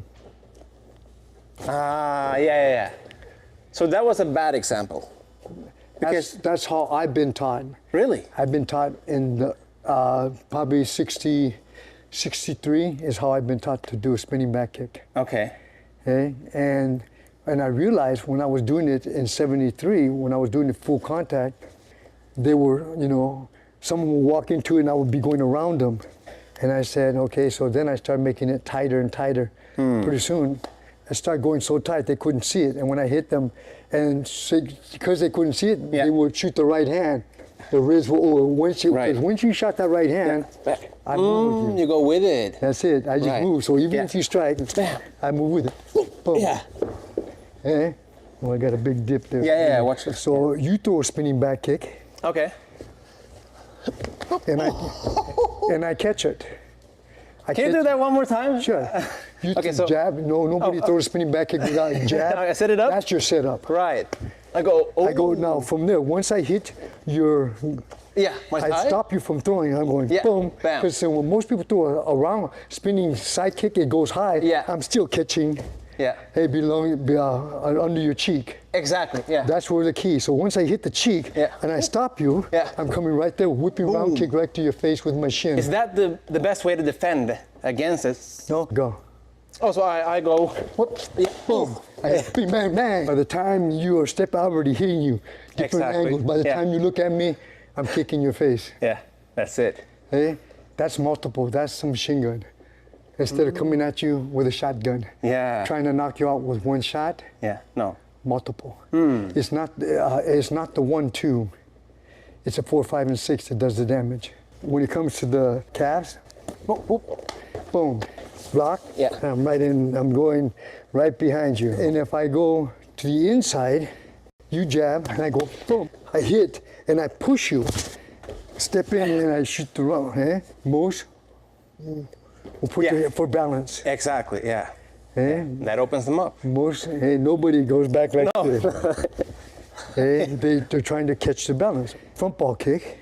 Oh, like this? Okay, that's your round kick. Front ball kick straight. Yeah, right. I'm kicked to the outside, and as soon as you plant, I want to hit. Bam. You jab right across ball kick. Boom, boom, boom. Yeah. You jab, round kick. Yeah. You switch jab, round kick. You jab, front side kick. And once you plant, bam, I'm back in. Jab right cross, side kick. I step out once you plant. So you want me to attack you to open up? That's right, because once you plant, everything is, your ribs are doing this, so your muscles are not supporting it behind. Ah, yeah. If I hit you, you go, you tense that muscle. So your ball kick, I can redirect them. But your round kick, your round kick, instead of blocking it or blocking it, I can actually take it and throw you. Yeah. Throw you from that. And go right into leg lock or anywhere I want. So now people, they like to do elbows. The elbows coming in. Yeah. Right, so once you from here, just like that. Yeah. Because no matter even if he whips it around, I'm still, his rotor cup, he will strain it. So my hands, that's why do you think the Thais do this? Right. The elbows. Exactly. Yeah, they got the blocks for that elbow. What I want to do, back elbow, I go boom, I just turn my hip into it. Okay, you block it and then you go bam. Now, here's what we want to do when some want to clinch. You work on three things. You walk, you practice this. It goes right under the armpit, elbow down, under the armpit. So when they clinch to knee, see this knee is up, right? You go into a clinch, and then maybe you switch and come in. Other side. Either way, it doesn't matter. So you just wait for the knee? I don't have to wait for anything. No, okay. That's the first thing they want to do. Yeah. Or they clinch, they want to go boom. That's what that first guy did to me. He went boom and then boom knee. And after that, the next time when he grabbed me and he went to elbow, I put my head like this. And then I throw him. Right. I threw him right on his head. And you like to use throws, right? Yeah. It's natural to me. How come? Because anytime somebody grabs, I have the opportunity to do something. You grab me, automatically. Yeah. I have the opportunity to do anything I want to do. So one person that likes to do a single clinch, so say you got me in a single clinch. Like this? No, this is a single clinch. Okay. A single clinch is like this. Single clinch means one arm. Okay. I got that arm from, so if I got you here, that's a single clinch, and then you put your forehead here so I can't headbutt you. Now I can't headbutt you. Right. And if I strike you, put your hand on my bicep. Now go with me. There you go. Okay. Hey, now you have control. I can't headbutt you. If I'm going to start to knee, automatically spin on your right leg. As I start to knee, spin. This way? Right. That's all. That way I can knee you. Whatever you do, I move with you. There's an offense, there's a defense. There's a defense, there's an offense, offense, defense, offense, and it keeps going until one, are you up? Are you going to wait? You know, if he's down, wake him up. The point I'm making is it moves. Why? Because we're moving each other's energy. The voice of your soul has a knowing. It knows. And how does it know? I said, it just knows. How does it know? It knows because it knows. Yeah. The voice of your soul knows where you're going on this journey. Okay? And when I say, how many voices do you hear in your head? Legions, 1, 2, 10, because there's always voices around that you pick up, frequencies, and then you're saying, I was fine, man, until I came to the mall. I was gonna get something, next thing I know, I'm feeling edgy, next thing I know, I'm getting pissed, I don't know why I'm mad. It's all because you're picking up everybody else's energy and you're taking it on as yours. So my question is to you, is that your character to think that way? And you said, no. I said, so what makes you think it's yours? We pick up frequencies just like radio stations. You driving with a radio station, you go into another city, next thing you know the frequency, you say, who, Spanish? I didn't put Spanish on, I didn't put this on. It connects to energies of what you're doing. Mine is the same way. It picks up energies and frequencies that sometimes we take it on our out and we don't know why. So be careful who you surround yourself with. It's not so much being careful because, again, everybody that surrounds you has purpose. Good, bad, and ugly is teaching you something about yourself. But it knows your journey. It knows where you're going. So either you stay there and collect your gifts and collect your understanding why you're upset, why you get you frustrated, why you get uptight. Say, why is this person, every time he comes, I said, he's got something to teach you about you. He's what you call your saving haven. He's not my saving angel, man. He's not, I said, somebody that brings it out, giving you an opportunity. That's what we do in here. We give opportunities to bring forward, that what you've been programmed is stuck in you, that you need to get it out. Because I had the opportunity to be in the ring in 73 where there's no rules, no weight division, no nothing, and I felt the emotions. I felt emotions. I said, man, I feel like I'm in the street. Man, I feel like this. I feel like that. And the reason for it, I said, that's because there's no rules. Yeah. That's because either he knocks me out and hurts me, or I knock him out and hurt him. And I've realized that up until 95, the word, instead of saying full contact karate, this one girl said, what are you doing? I said, full contact karate. She said, what's that? I said, well, you know, you're doing karate, but to the knockout, full contact, to a knockout. And she says, like you're boxing, right? And I said, yeah. And he said, you're kicking, like a kickbox. And I said, ooh, I like that. Nice. And so I kept that. Yeah. And so everybody asked me, what are you doing? When I went to Japan, that's not Muay Thai. What are you doing? I said, I'm a kickboxer. Wow. What the heck's that? Yeah. I said, what you're seeing I'm doing, that's kickboxing. Cool. So I took it around the world and wrote the first kickboxing book in 78. And the rest is history. The rest is history. So that's what we're doing here, is passing on self-defense of martial arts into the sport, into reality. But it'll all come back to the art. Yes. It'll always come back to the art. Yes. Is what I'm about. Just remember, the art of war is mental, it's physical, it's spiritual, and character-wise.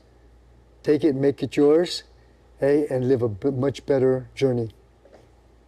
Thank you. That was amazing. Thank you so much. Thank you. Thank you. Okay.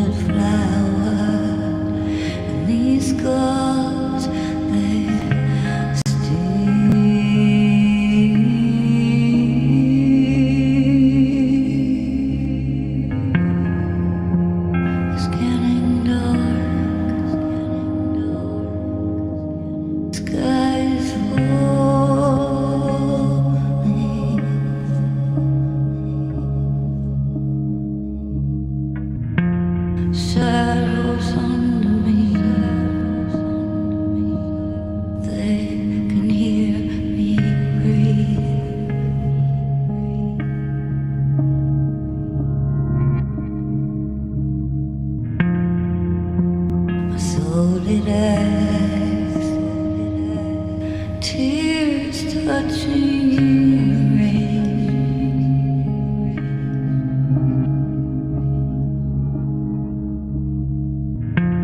crying.